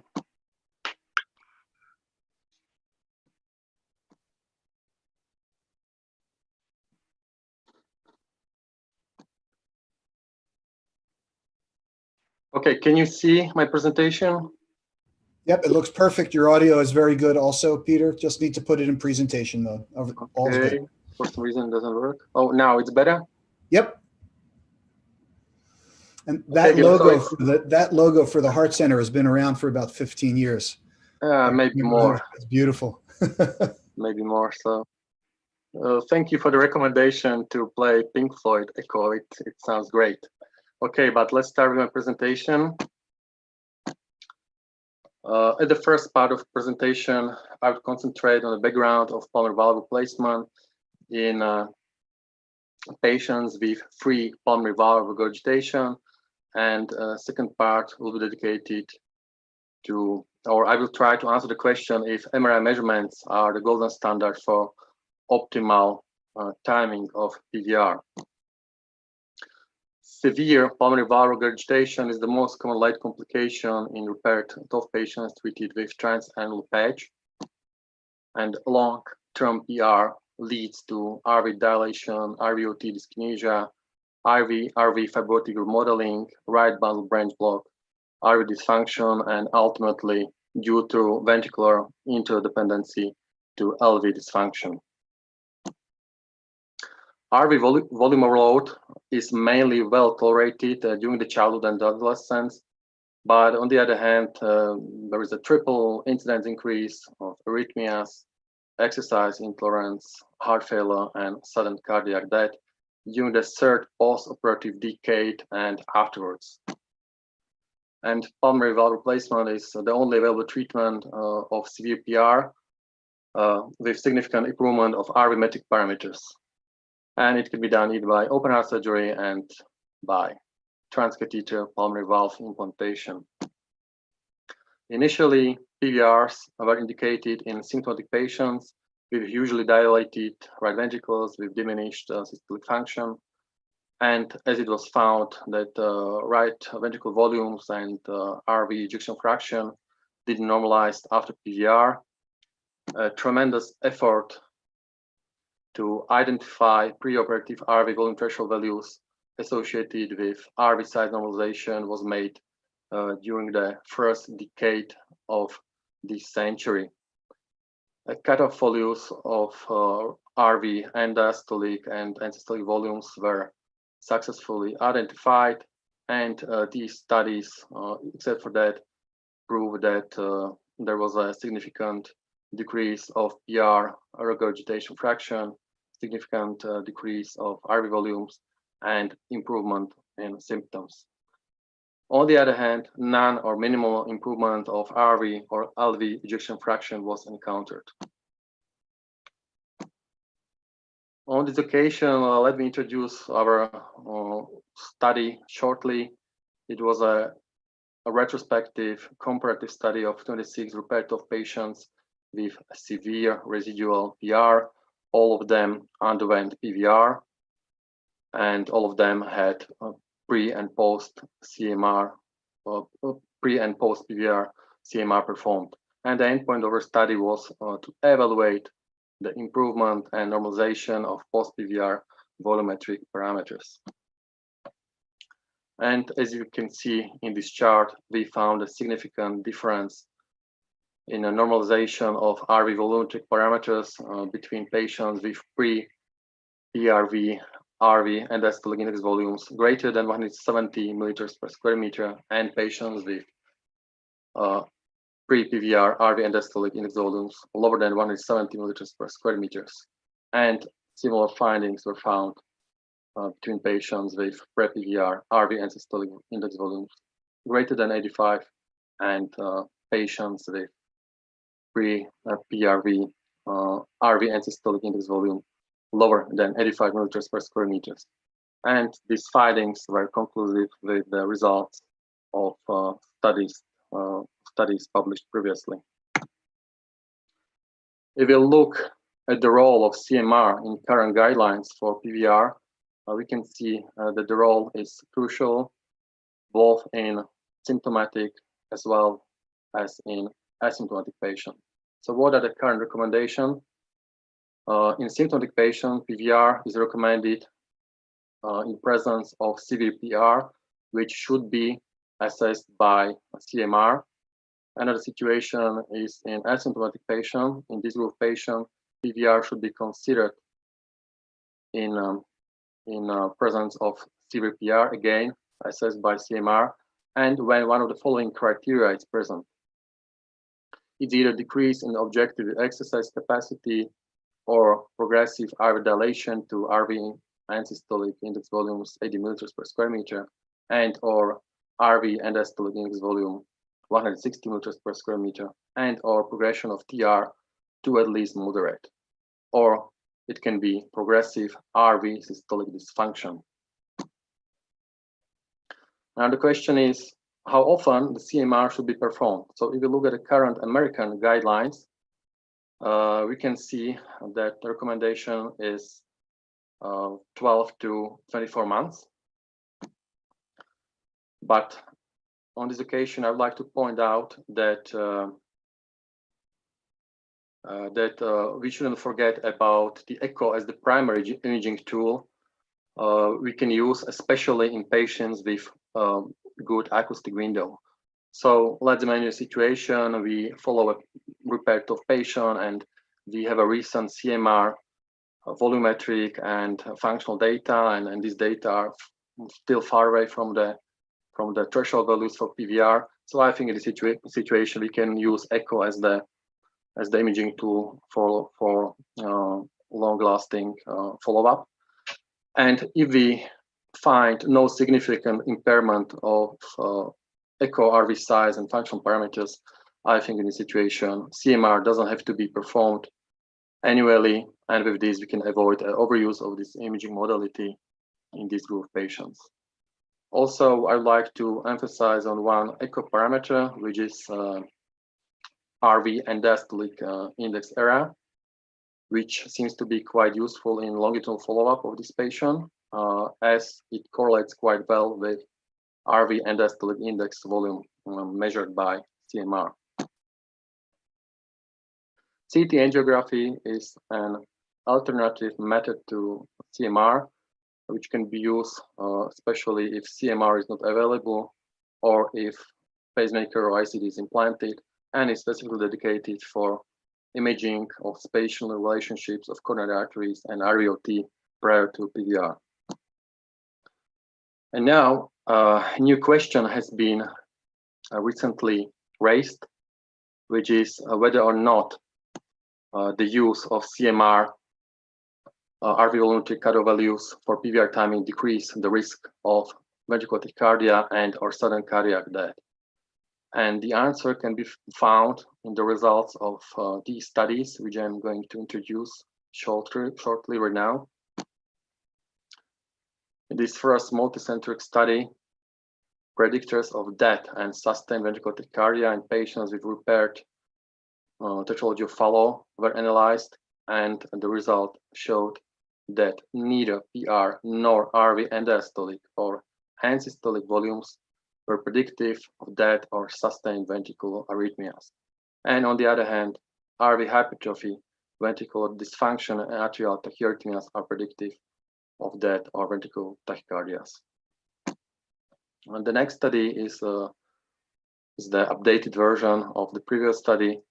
And in conclusion, we can find that pre-PVR right ventricular ejection fraction lower than 40%, right ventricular hypertrophy, and age at PVR over 28 years were predictive of a shorter time to postoperative death and sustained VT. The goal of this study was to determine whether persistent RV dilation after PVR is associated with adverse clinical outcome, and the result was no. Post-PVR RV dilation was not associated with adverse clinical outcome. This next study was analyzing clinical outcomes after pulmonary valve replacement in Tetralogy of Fallot. As you can see, it was a robust study, and it was found that PVR was not associated with a reduced rate of death and sustained VT at an average follow-up of 5.3 years. The authors of this study focused on the evaluation of systolic dysfunction of ventricles in relationship to the adverse clinical outcome. As you can see in these charts, both lower right ventricular ejection fraction lower than 30% and LV ejection fraction lower than 45%, both were associated with major adverse clinical outcomes. The next study was evaluating myocardial deformation parameters by CMR, and the results showed that decreased left ventricular circumferential strain and decreased right ventricular longitudinal strain were predictors of adverse clinical outcome. And the last study I'm going to present is a study evaluating LV and RV extracellular volumes assessed by CMR T1 mapping, and this extracellular volume reflects the global myocardial scarring or global myocardial fibrosis. And in conclusion, we can find that increased extracellular volume was associated with right ventricular overload and arrhythmias. So all in all, I can conclude that CMR is the gold standard in the quantification of volumetric and functional parameters in respect of patients with severe PR. The use of CMR threshold values for optimal timing of PVR leads to a decrease of RV volumetric parameters. And current guidelines for PVR timing are mainly based on CMR measurements, but I have to point out that longitudinal data are more important than single measurements. And as recent studies showed that PVR does not decrease the incidence of sustained VT or sudden cardiac death, and pre-PVR RV volumes are not predictive of outcomes, the timing of PVR remains challenging, and that's why novel predictors should be used to improve risk stratification in this group of patients. So that's it. Thank you very much for your attention. Peter, thanks. That was terrific. Grace, I'm going to turn this back to you, Grace, before we have Dr. Galetti introduce Julie. Okay. Now I have the pleasure to introduce Dr. Clézeux, that will raise a very important point regarding the long-term outcome of transcatheter melody versus conventional surgical repair. Dr. Clézeux is Deputy Director of the German Heart Center in Munich. She is more important, a member of the Women Committee of the European Association for Cardiothoracic Surgery, and for that is very involved in teaching, especially teaching young female to our specialty. Dr. Clézeux, please. Grace, did you want us to do a photograph before we start? Yeah, if it's possible, guys, if everybody can turn on their cameras, we just get a group picture. Sorry, audience, for that. Tom, you look like it's early in San Francisco. All right, and we have Dr. Iyer from India and Ogu from Nigeria from our last session. I was talking with Sasha and Grace, and I think what we're going to do is be able to put all of these lectures on the YouTube channel. I really look forward to doing that. And I guess we'll have to have a faculty photo that goes along with it. So Grace, are you going to be the official one who takes the photo? Of course. Let's smile, guys. Perfect. Sorry for that, Julie. No problem. Thank you very much for the introduction, Lorenzo. Thank you very much for the invitation for this excellent, fantastic webinar. I'm really very impressed. Now let's try. Oh yes, here we go.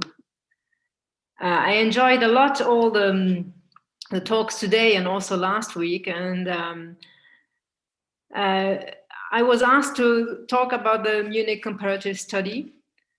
I hope you can see all my slides. Is it okay? Yeah, yes. It is okay. Excellent.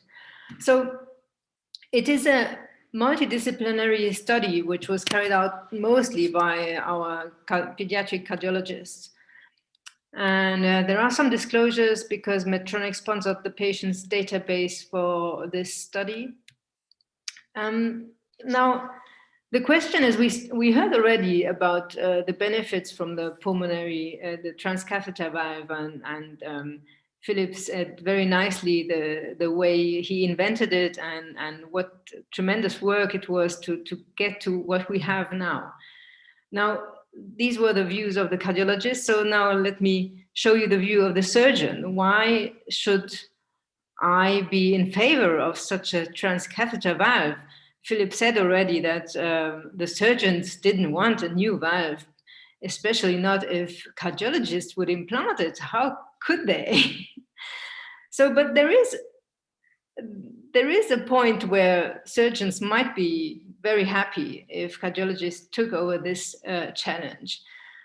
And I want to show you a couple of patients. And first of all, I looked at the literature. I was asking myself, why would I want a transcatheter valve as a surgeon? Well, imagine you have a patient who comes with a degenerated valve in the pulmonary position, and he or she has had already 5 or 6 previous cardiac operations. The first thing you think as a surgeon is, oh my God, how will I re-enter the sternum?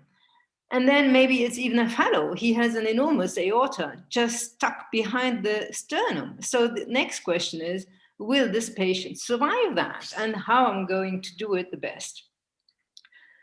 So I was looking for catastrophes. Sorry, your slide doesn't proceed. Yes, I have not yet. I was still speaking. Sorry. I wanted to introduce you to that.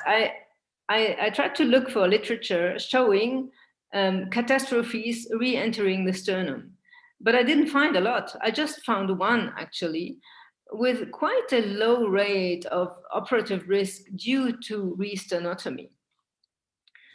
So maybe it's not such a catastrophe, it's just the anxiety of the surgeons. And the next question you ask yourself, and these are questions which patients will ask you, is how often do you do this operation? Is it a very common operation for a surgeon? Well, funnily, it's quite, there is quite a large range in large Gooch populations from 6% to 36% of conduit reoperations. In my feeling, we do it quite a lot. There are quite a lot of patients around there needing a pulmonary valve replacement. So the next question you ask yourself is, how is the risk of such an operation? Is it worth choosing a new method, which is maybe where the results are unknown? Well, the operative risk of conduit placement is actually quite low in the Gooch population. It is between less than 1 and up to 4 in the literature. So why should surgeons prefer a transcatheter valve? I want to show you an example. A patient who was here just a couple of weeks ago, 17 years old with a TGA, VSD, LVO, TO. He has had already 5 operations, initially palliated with a shunt, then a Rastelli with a homograft, and 3 conduit exchanges since then. Presents here with a conduit stenosis and an aneurysm at the distal part of the conduit. This is how it looks on the MRI. You can see the aneurysm just stuck to the sternum, of course, as usual, the conduit stenosis. So you have to do something, and the cardiologist didn't want to put in a melody, so we had to operate. And I show you what we found. This is after you open the sternum. So we connected the bypass through the femoral vessels, and as you see, the conduit was really stuck to the sternum, but we were lucky not to reopen it, just doing the re-sternotomy. And the other thing which was good is that the patient had no shunt left, so we could operate on beating heart. But you see that it's really not a very nice operation. And at the end, once the conduit is explanted, this is what you are left with. You have a hole in the right ventricle, a hole in the pulmonary artery.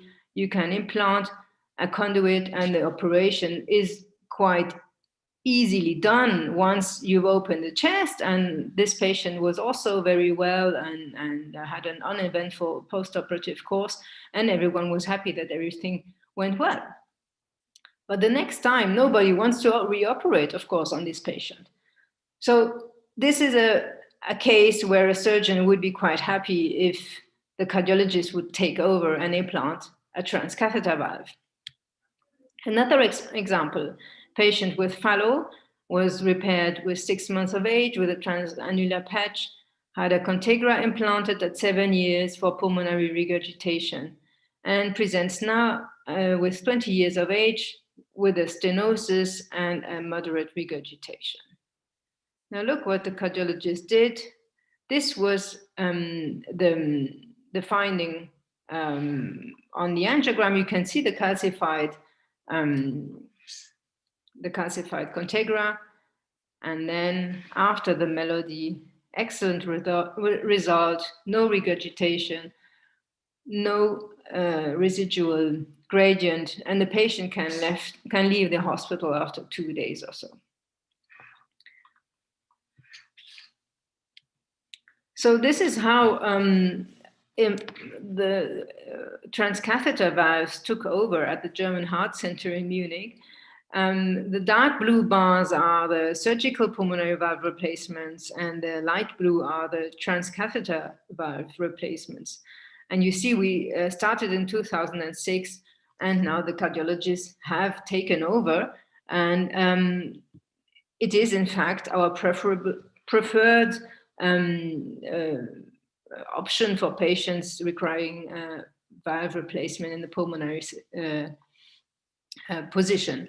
But I must say that it's still a multidisciplinary procedure. We discuss all the patients together and decide together which patient will have a transcatheter valve and which patient will have surgery.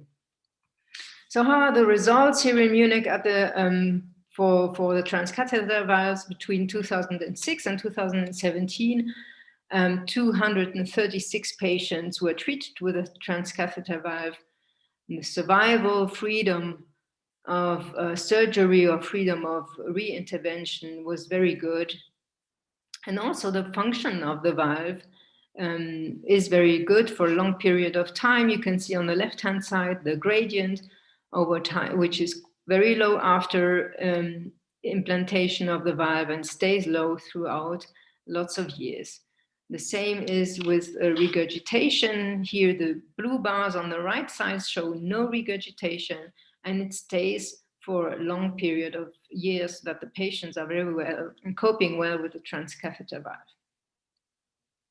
These results are consistent with a large multi-center study, which an international multi-center study, which was which included 845 patients, and the composite endpoint of death, re-intervention or reoperation, the cumulative incidence for this endpoint was 21% after 6 years after a transcatheter valve.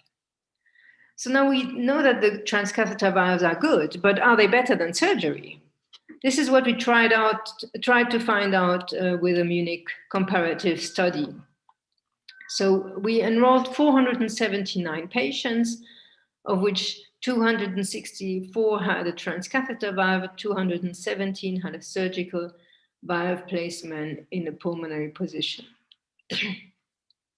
The transcatheter valves included 241 melodies, and in the surgical valves, we had mostly homographs, but also Hancock's and Contegras. Now we excluded the sapien valves, and we excluded 4 patients in the surgical arm due to small conduits. We included only conduits which were larger than 18 millimeters. So our study population included 241 melody patients and 211 surgical valves. Comparing the patients, they were very similar. Looking at age and weight, there was no difference, but there was difference in the valve size. Patients with surgical valves had larger valves. They had also a longer follow-up time, but funnily, they were also more lost to follow-up due to residency abroad. Now, looking at the survival, overall, in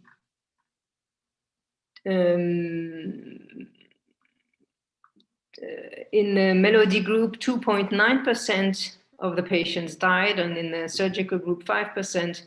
There was 5% mortality. The survival after 10 years for the whole cohort was 93%, and it was not different in both groups.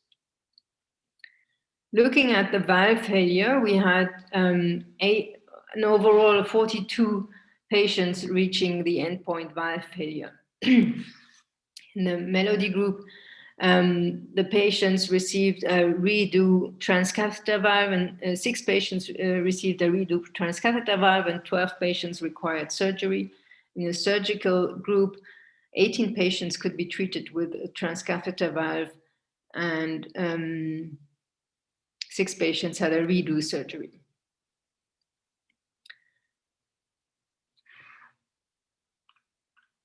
Survival for the originally implanted valve was 75% after 10 years for the whole group, and there was no difference in both groups. A special issue in the transcatheter valves is the endocarditis, which is very much feared. Now, in the whole study group, we could find 24 patients with endocarditis. Some required reoperation or reintervention, and 10 patients could be treated with antibiotics. And the annual incidence of endocarditis was 1.6% for the Melody group and 0.5% in the surgical group. Overall, the freedom of endocarditis was 83% at 10 years for the whole group. There was no difference between both groups. Freedom from valve replacement for endocarditis was 88% for the whole group, and there was no difference in both study groups. Here are intracardiac echoes on the left-hand side. You can see a nice Melody valve, and on the right-hand side, you can see a Melody valve with vegetation on the valve. So this is a very nice tool for diagnosing endocarditis in the Melody. The problem, the incidence of endocarditis was similar in this international multi-center study with about 11% at 6 years. Well, the problem with endocarditis after transcatheter valves, especially for surgeons, is that these are the patients you really don't want to reoperate. You are happy that they had a transcatheter valve, and now they come with a Melody in situ and an endocarditis, and you might need to reoperate them. So to show you what it means as a surgeon, I have a small video showing you a patient with endocarditis, with a Melody endocarditis. So you can see we tried to do the operation on beating heart. This was an old Hancock, and there is a Melody valve inside. You see the valve is completely destroyed due to the endocarditis. Now you have to remove the whole thing, the old conduit and the Melody and the strats. You can see the strats, if they are for more than a couple of years in situ, they will be completely stuck to the old conduit. The operation might be really complicated and difficult. So is there a way to avoid endocarditis? Well, in our previous reports, we could find that endocarditis was related to a higher gradient over the transcatheter valve. This was also shown in the multi-center study, where also the gradient over the Melody would increase the risk of endocarditis. So this might be the solution. So overall, I want to conclude that transcatheter valves show very good long-term results, similar to surgical results. Endocarditis is a problem and a concern. I think we need to keep that in mind. And but the rate of re-interventions for endocarditis is not different if you have a transcatheter valve or a surgical valve. And low post-interventional gradients might reduce the risk of endocarditis. Thank you very much.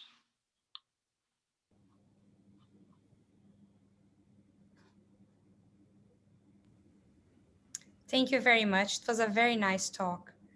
So now we are going to move forward. We are not going to have our break, so we can be on time for all of you. Everyone should stand up and stretch, though, so we don't get DVTs. All right. So you're supposed to stand up, stretch a little bit, And I do want to thank everyone who's come. And again, Philip, I would just want to say that it's amazing now that so many papers come out, like the ones Peter and Julie just talked about, that are direct results from a technology that you introduced to all of us. So I think I could speak for the attendees and all of the faculty with a great amount of thanks. Thanks a lot. Thank you all, because I'm not living in the cardiological environment anymore, and I'm learning things. So I'm actually really enjoying to listen to these talks. Endocarditis was a new topic at the time I kind of chose to do other things. And it's really interesting to see what the developments are. So I'm grateful, and I'm really learning. I think we all need to come to your environment in Monte Castelli to see the science and music webinars. I think we're going to do one. I'm looking at Grace on my screen. I think we have to do a congenital heart anatomy webinar from Tuscany. Perfect. And I'm sure everybody will say I'm in favor of that. So, all right, Grace, I'll turn this back over to you. Okay, so this is my pleasure to introduce our next speaker, who is going to talk about what have we learned about the brain, childhood development, and quality of life in adolescents and adults with the Tetralogy of Fallot. It's the dear Shadman Peyavandi. I'm sorry if I said your name in the wrong way. So Dr. Shab is an associate professor of pediatrics at UCSF. Benioff Children's Hospital in San Francisco, Associate Director of Fetal Cardiovascular Program and the Director of the Neurodevelopmental Follow-Up Program for children with congenital heart disease, and she enjoys hiking and trail running near her home in Marin County, California. Thank you very much for being with us. Thank you so much, Grace, for that introduction, and thank you to you, Gil and Sasha, for inviting me to speak in today's seminar. So we've learned a lot about Tetralogy of Fallot in the last session last week, as well as today. So we're going to switch gears a little bit and talk about what we've learned about the brain and neurodevelopmental outcomes for patients with Tetralogy of Fallot. So as I was preparing for this talk, I wanted to get a sense of how much literature there is out there on neurodevelopmental outcomes specific to Tetralogy of Fallot. And compare that to what we know, the literature in other heart lesions like transposition and hypoplastic left heart syndrome.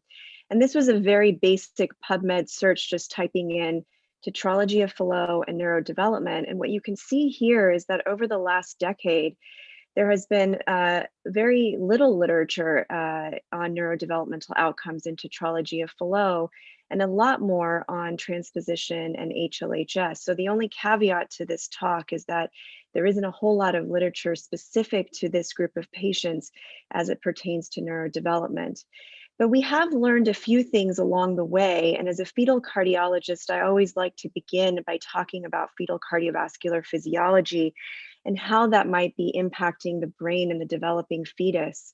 And again, we see here diagrams representing fetal physiology in three major groups of patients that we commonly care for: Tetralogy of Fallot, hypoplastic left heart syndrome, and transposition compared to the normal fetus. And in Tetralogy of Fallot, the main issue is, depending on the degree of pulmonary outflow tract obstruction, the blood flow reaching the brain is slightly less saturated compared to what we see in the fetus without congenital heart disease. However, there is no impediment to blood flow, as might be expected in hypoplastic left heart syndrome, and the saturation of blood reaching the brain is not as low as what we would expect in transposition of the great arteries. So if we just look at fetal cardiovascular physiology, it appears that perhaps Tetralogy of Fallot is less severe in terms of how it influences cerebrovascular physiology and the developing brain compared to some of these other heart lesions that we care for. Despite that, however, we have there's been some really interesting literature from the group in Denmark looking at fetal growth in patients with congenital heart disease. And these are population-based studies, so it's an unbiased sample of the population looking at growth parameters at birth in patients with congenital heart disease and looking at subgroups, including HLHS, transposition, and tetralogy of Fallot. And so this vertical line here represents where the general population sits in terms of birth weight and head circumference at birth. And what's astounding to me is that tetralogy of Fallot, as seen here, these newborns appear to have the lowest head circumference at birth and the lowest birth weight compared to HLHS and transposition of the great arteries. And this group did exclude patients with chromosomal abnormalities or known genetic syndromes, so that was removed as a potential confounder in this analysis. And similarly, this same group looked at a population-based sample in Denmark of brain size over the course of pregnancy in fetuses with congenital heart disease, looking at the mean Z-score for brain size, either by the biparietal diameter or the head circumference on fetal ultrasound. And again, what's really interesting is that compared to the fetus without congenital heart disease that would sit at this Z-score line of 0 across the course of pregnancy, fetuses with tetralogy of Fallot and univentricular hearts have a progressive decline in head size over the course of pregnancy. And even more interesting is that the pattern is very different from what we see in transposition of the great arteries, where the head size appears to approach the normal end close to the end of pregnancy. So despite the fact that cardiovascular physiology doesn't seem to be that severe in tetralogy of Fallot, there does appear to be an influence on fetal growth and particularly head size in these fetuses. The relationship of this to neurodevelopmental outcomes after birth is unclear and warrants further study. So that we then move on to the infant with tetralogy of Fallot. And I think part of the reason why this particular lesion has been difficult to study in terms of neurodevelopmental outcomes is that we all know there's a variability in severity, depending again on the degree of pulmonary outflow tract obstruction. But in addition to that variability in severity, there's also variability in management strategies to achieve this ultimate outcome of a complete repair, which in essence leads to, restores normal cardiovascular physiology. And as I'll talk about later at the end of this talk, there's lots of different ways to get to this ultimate outcome. And I think that this variability, both in disease severity as well as in management, has made it particularly challenging to study this group of patients as it pertains to other outcomes like neurodevelopmental outcome. That being said, in studies that have included patients with tetralogy of Fallot when studying neurodevelopmental outcomes, we have seen that some infants with tetralogy of Fallot can have difficulties with fine and gross motor skills. And importantly, based on parental reports of their infants, they have reported difficulties with problem solving, personal and social skills, gross and fine motor function, as well as communication that appears to worsen over the course of infancy.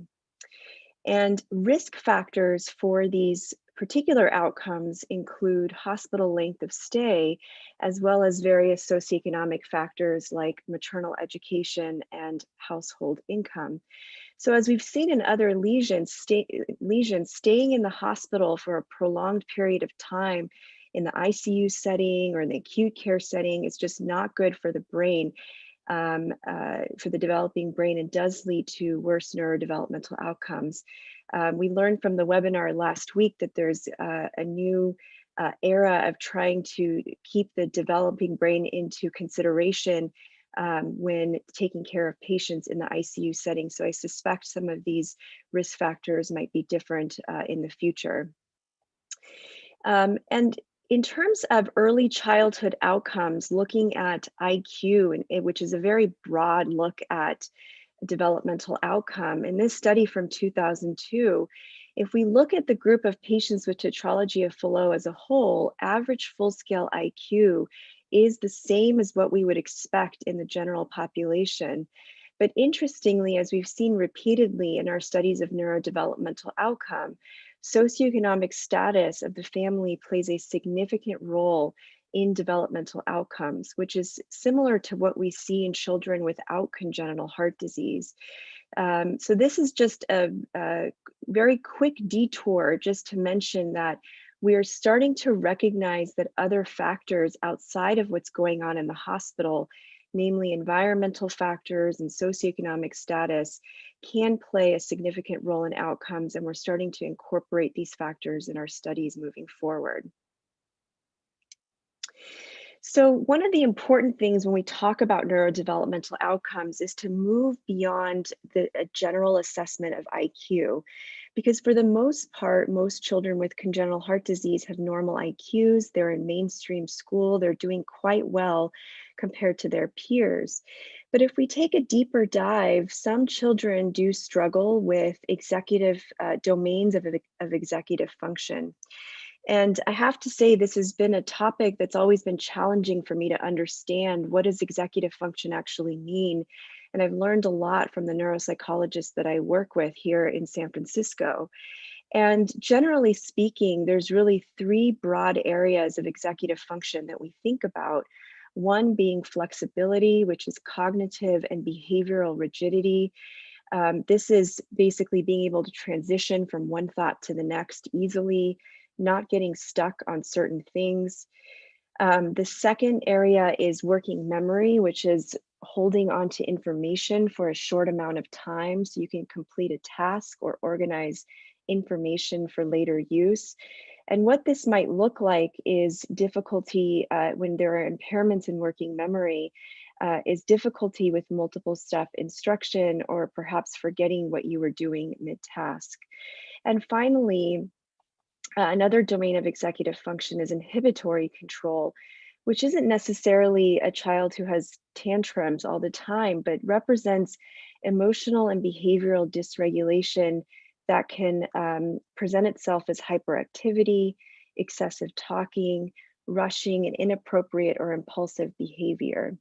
So these domains of executive function, some children with Tetralogy of Fallot and congenital heart disease can have difficulties in these domains, which are often very subtle. But even those subtle difficulties can have a huge impact on their quality of life and ability to gain independence as they grow older. And so this study is from Adam Cassidy and the group in Boston, is really one of my favorite studies on looking at executive function and Tetralogy of Fallot. And what I like about this study is that instead of clumping all the patients with congenital heart disease together, they looked at these individual lesions separately, including transposition of the great arteries, Tetralogy of Fallot, and children or adolescents with single ventricle heart disease. And so what we can see here is that compared to children without congenital heart disease in this purple line, children with Tetralogy of Fallot have executive function outcomes in all of these domains that mirrors what we might see in patients or adolescents with hypoplastic left heart syndrome or single ventricle heart disease. So executive function in Tetralogy of Fallot is definitely can be impaired in patients, and some of these patients can have difficulties in this realm. And so this is just to drive the point home that just as we recommend developmental screening for transposition and HLHS, adolescents and children with Tetralogy of Fallot also require ongoing developmental screening to identify some of these subtle issues early on and intervene where needed to optimize those outcomes. And as we've learned, just as in other forms of congenital heart disease, neurodevelopmental difficulties can lead to worse psychosocial health and quality of life in adolescents with congenital heart disease.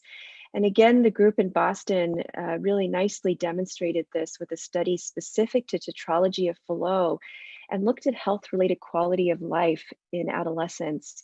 And what we can see here is that adolescents with Tetralogy of Fallot without a genetic syndrome had quality of life measures, both in physical and psychosocial health, that were worse than peers that did not have congenital heart disease.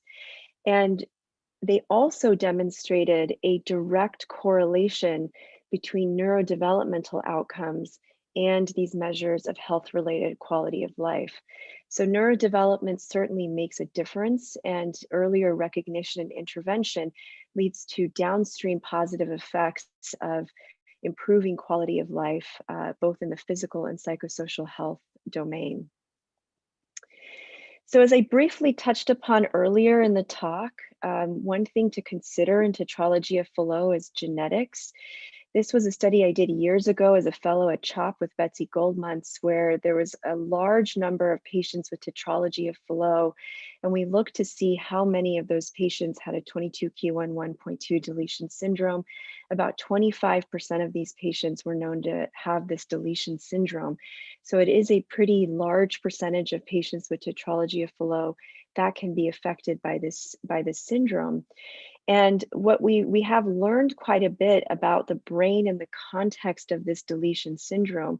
Again, going back to the fetal realm and fetal growth, the same group in Denmark has shown that in the presence of genetic syndromes like Down syndrome or 22q11.2 deletion syndrome, newborns can have a lower head circumference and a lower birth weight compared to what we would expect in the newborn without these genetic syndromes.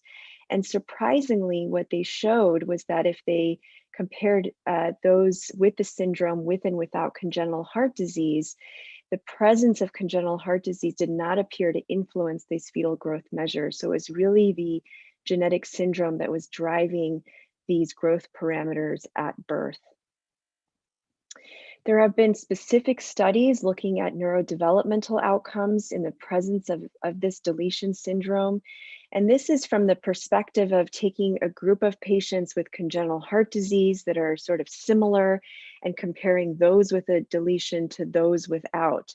And we can see here that both cognitive and motor outcomes are worse in patients with congenital heart disease that also have this deletion syndrome compared to those without the deletion syndrome. And this is similar to what we've seen in our cohort here at UCSF. This is work presented by one of our neurology residents at the American Heart Association last year, where we compared patients that had mostly biventricular congenital heart disease with a 22q11.2 deletion syndrome to other biventricular forms of congenital heart disease, hypoplastic left heart syndrome, and transposition of the great arteries. And we can see that both cognitive and motor outcomes are worse in the context of this deletion syndrome. So sort of an important piece of data as it pertains to how we counsel patients that may have a diagnosis of this deletion syndrome in addition to congenital heart disease. And finally, moving forward to the adolescent time period, this was a really great study from in 2010 using MRI to measure brain volumes in patients with 22q11.2 deletion syndrome in those with and without congenital heart disease compared to adolescents without congenital heart disease. And what we can see here is that global cerebral volume was 7% lower in adolescents with this 22q11.2 deletion syndrome and 17% lower with the addition of congenital heart disease. And this was seen in most regions of the brain in this MRI study. So again, when we diagnose patients with Tetralogy of Fallot, but also 22q11.2 deletion syndrome prenatally or after birth, this is an important piece of data to counsel families about in terms of expected developmental outcomes. So what have we learned as it pertains to neurodevelopment? I think it's fair to say that there is limited data on neurodevelopment specific to Tetralogy of Fallot. I think it's also fair to say that there's a wide spectrum of outcome, which I think mirrors the wide spectrum of disease. But we do know that neurodevelopment, again, regardless of the subtype of congenital heart disease, directly impacts quality of life and is an important metric to follow. And that the addition of a genetic syndrome such as 22q11.2 with congenital heart disease carries a worse prognosis as it pertains to neurodevelopmental outcome. So just in the last couple minutes, I think there's a lot of questions that remain as we continue to think about tetralogy of Fallot. And one particular area that I think we're going to learn a lot more about in the future is this concept of variability in management strategies and how that might be impacting the developing brain. And I think this is probably more pertinent to the symptomatic neonate with tetralogy of Fallot that requires an intervention to augment pulmonary blood flow in the neonatal period, and whether pursuing a direct approach of complete repair to achieve this ultimate outcome early on is the right approach versus a staged approach to provide either a ductal stent or a shunt or some other intervention before coming back later for the complete repair and achieving this ultimate outcome. And we're starting to think about these different variable ways of managing the symptomatic neonate with tetralogy of Fallot, starting with an important outcome measure of survival. This was a study from CHOP, from Jill Savla and Laura Mercer-Rosa, looking at a nationwide sample of patients with tetralogy of Fallot and demonstrating that the probability of survival over a 2-year period was significantly lower in the neonates that underwent a complete repair compared to those that underwent a staged repair in this 2-year period. So as we move forward in this area, it's going to be important to start thinking about other outcome measures such as neurodevelopment and which management strategy is the most ideal to protect the brain. Does timing of repair matter? Does a staged versus complete repair protect the brain better? When we talk about hospital length of stay, for example, is it better for 2 short hospitalizations versus 1 longer hospitalization for the neonate as it pertains to the developing brain? And one particular area that we're very interested in here in San Francisco is prematurity. And there's an increasing number of premature babies being born with congenital heart disease and a high number with tetralogy of Fallot. And I think it remains to be seen what the best management strategy is for this subgroup of patients in terms of, again, how to protect the brain as we think about the appropriate management strategies. So I think despite the fact that all of these questions remain, I think it's really exciting that there's more to learn about tetralogy of Fallot and the brain. And I feel that we will have a lot more literature coming out in the future on this particular area. Thank you.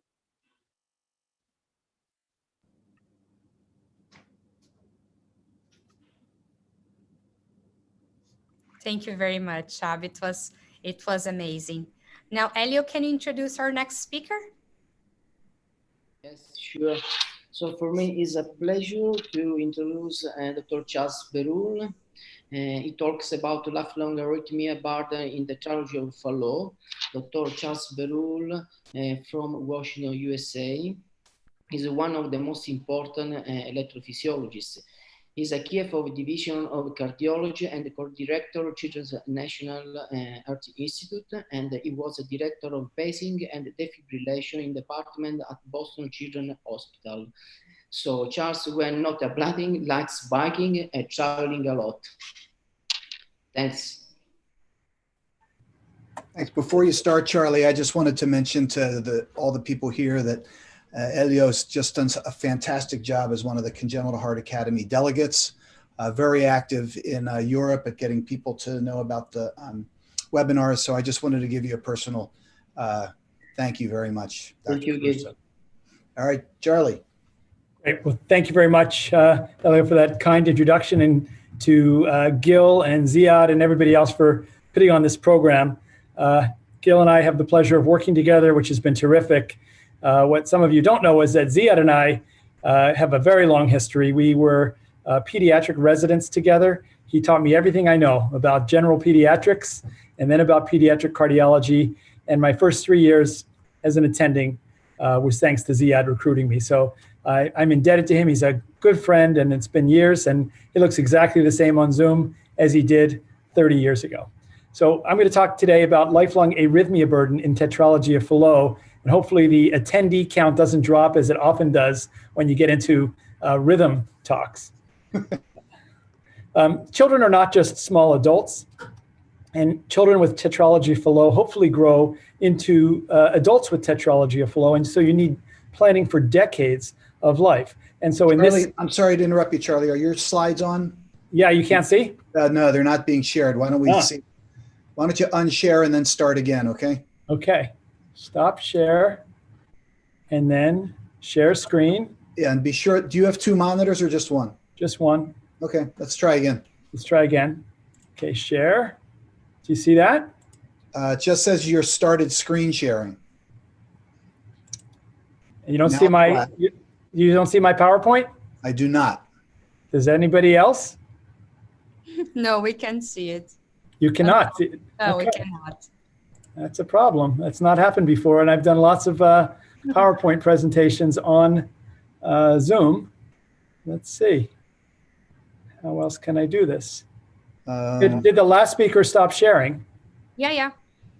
What you can do when you click on the share screen, you can try to share your entire desktop instead of only sharing the PowerPoint presentation. It may help. Okay. Let's try that. Yeah. And now you see it? Yeah. Now you just have to put it in presentation though, Charlie, and you're good to go. And now you see it? Yep. Okay. Perfectly. Okay, we're going to start over. I'm not going to give my talks about Ziad anymore. We'll just talk about arrhythmias. And as I started saying, children are not just small adults. That children with tetralogy hopefully grow into adults with tetralogy. And so you need planning for decades of life. And so in this neonate who has all of these wires and devices in his heart and belly is not a good plan for 80 years later. The lifelong arrhythmia burden, which was my topic, includes both bradyarrhythmias, which includes sinus node dysfunction and AV block, and tachyarrhythmias, such as atrial or supraventricular tachycardias, junctional tachycardia, ventricular tachycardia, and sudden cardiac death. This publication from the Pediatric and Adult Congenital Electrophysiology Society give guidelines for the rhythm issues to consider in congenital heart disease. And Tetralogy of Fallot, it's clear that they have many of these things, including sinus node dysfunction from injury to the sinus node, injury to the AV node postoperatively, and they can get atrial and ventricular tachycardias from atriotomies, ventriculotomies, scars, and patches. And these accrue over a lifetime.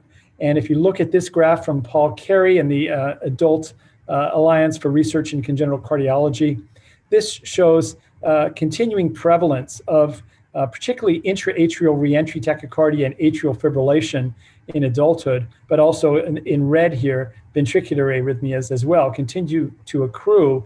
And that curve looks like the COVID curve in the United States as it continues to get steeper and steeper after age 45.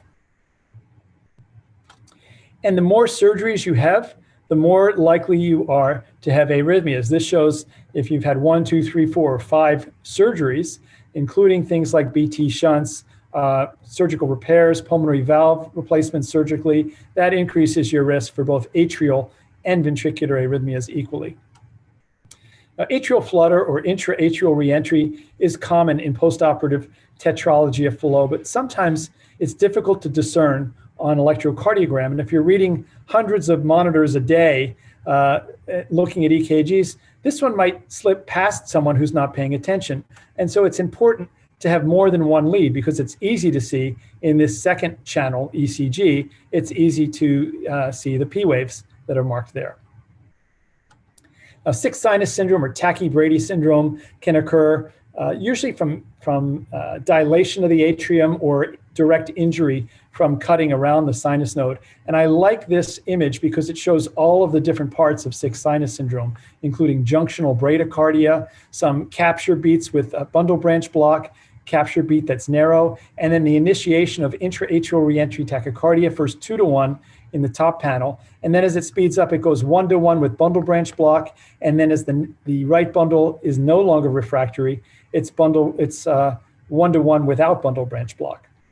So all in one slide, you see all of the different permutations of sick sinus syndrome.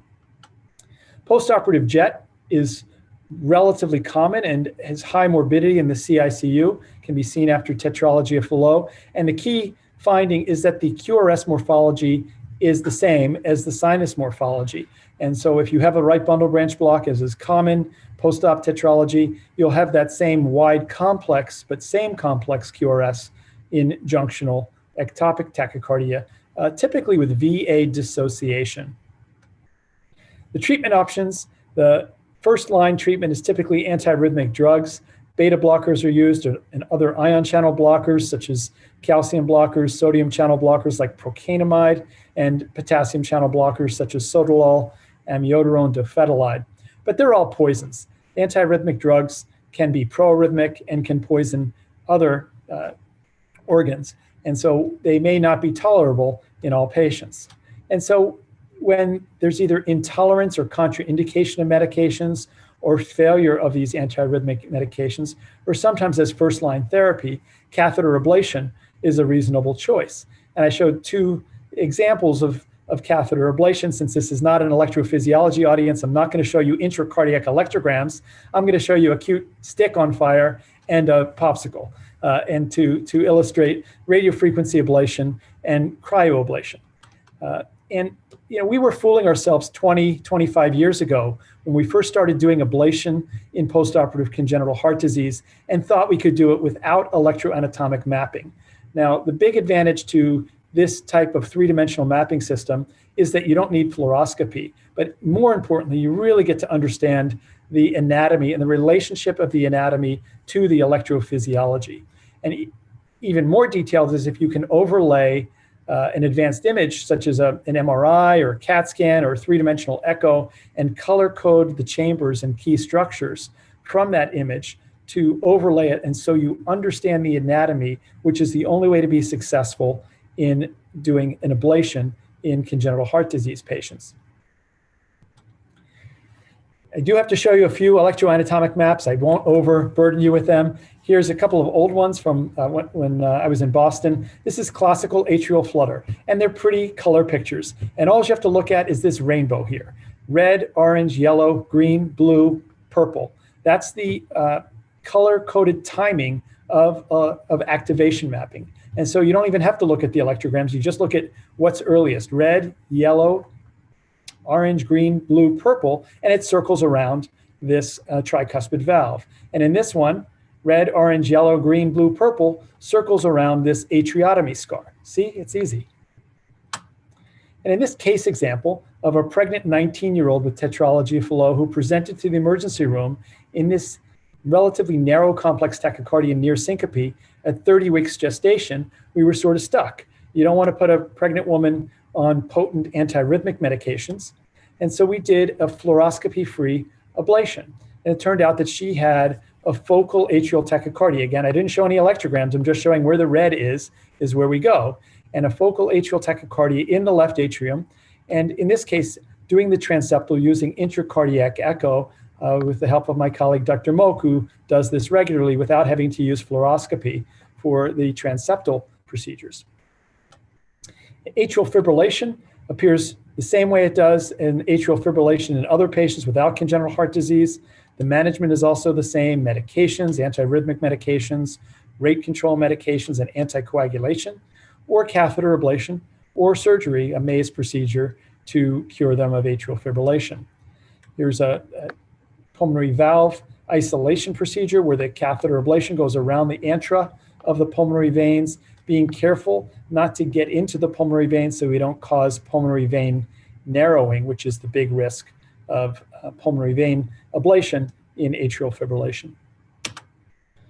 What about sudden death? I saw this bottle of sudden death sauce while walking through New Orleans during an AHA session. Hopefully we'll have conferences in cities rather than virtually in 2021, and we'll get to see other cities around the world again. But sudden death includes ventricular tachycardia. This is a VT with left bundle branch block, suggesting it's coming from the right ventricle. And this ventricular fibrillation, which was fatal and unfortunately caught on a Holter monitor, a patient died with the Holter on, are things you don't want to do. You want to treat them and not just put on a diagnostic monitor. The big difference between VT in most adults versus VT in Tetralogy of Fallot is it's less likely due to blockage from coronary artery disease and more likely due to scars and patches. So this figure from Ed Walsh shows a histology specimen showing the VSD patch here, the right ventricular outflow tract patch here, and the electroanatomic map. Now you're all advanced EP doctors and you know that it goes red, orange, yellow, green, blue, purple, and you see it circling around the right ventricular outflow tract patch. And so if you can't see it circling like that and can't use your imagination, we make a movie called a propagation map to show you what the activation looks like, where it's starting and where it's ending. And so all we need to do is do an ablation line that blocks that circuit anywhere, looking for the narrowest corridor, such as here, between the RVOT and the RVOT patch. And if you ablated and made a scar there, or the surgeons made a scar there, that should stop that re-entry. Patients with Tetralogy of Fallot have a risk of sudden death. We know that. And there's been study after study that is pretty consistent, about 2% per decade of life forever in patients with repaired Tetralogy of Fallot. All the studies are pretty similar and average out about 2%. A very recent study that was just published last month by Dr. Walsh as the senior author in the Pediatric and Congenital Electrophysiology Society did a case control study of patients who had either sudden death, resuscitated sudden death, or an appropriate ICD shock in patients who had an ICD for primary prevention, meaning they hadn't arrested yet. And they took, for every one case, they had 3 age and surgical era matched controls, and they did an analysis of the risks. And it's a complicated paper. I'm just going to show you one slide, one graph from it. And if you had your surgery in the earlier era, 60s and 70s, the biggest risks were if you had an initial shunt rather than a primary repair, put you at moderately high risk, and high risk if you had left ventricular dysfunction. If you had arrhythmia symptoms, right ventricular dysfunction was also put you at greater risk. In the more recent era, the 1980s to 2000s, the risks are if you did not have a transannular pair, no TAP, put you at higher risk than those with a transannular patch. Certainly high risk if you had left ventricular dysfunction. And if you have symptoms, no matter what, the rest, you were at high risk. And so symptoms trump everything. Let's talk a little bit about devices in Tetralogy of Fallot. Pacemakers can be put in transvenously or epicardially, and postoperative AV block is still, unfortunately, still common. The surgeons know much better where the AV node is and what not to cut or so on, but there's still a continued incidence of AV block from closing the VSD. More often, though, patients need ICDs. And to clarify things, all ICDs in the current era are pacemakers. So you don't need to put in a pacemaker and an ICD. You don't need to call them pacemakers and ICDs. They all are providing anti-bradycardia pacing. They all provide anti-tachycardia pacing and a high energy shock. And they're proven effective treatment and prevention of sudden cardiac death. I made this a generic. I took the brand name off of the ICD, but that's what they look like. There's a chest x-ray showing the transvenous lead going to the right ventricular apex. There are indications and guidelines that have been around from a variety of professional societies. In 2008 and 2012, the ACC, AHA, HRS had guidelines that included congenital heart disease on page 321 of the guidelines. So you have to look pretty far in to get a paragraph on the indications for ICDs in patients with congenital heart disease, and it's mainly still extrapolated from adult data and small or retrospective series. There's not great prospective case-controlled studies in ICDs and congenital heart disease, and it's still a heterogeneous patient populations. This is a study that I published with others, which at the time was the largest congenital heart disease ICD study, and about half of those patients had congenital heart disease. And if you look at that pie, most of the congenital heart disease patients here in green are repaired Tetralogy of Fallot, almost a quarter of all of the ICD patients. And then we did a sub-analysis looking at the adult congenital tetralogy patients, and they had a more higher incidence of receiving an appropriate shock, a potentially life-saving shock. About a third of them had that during the time they had their ICD.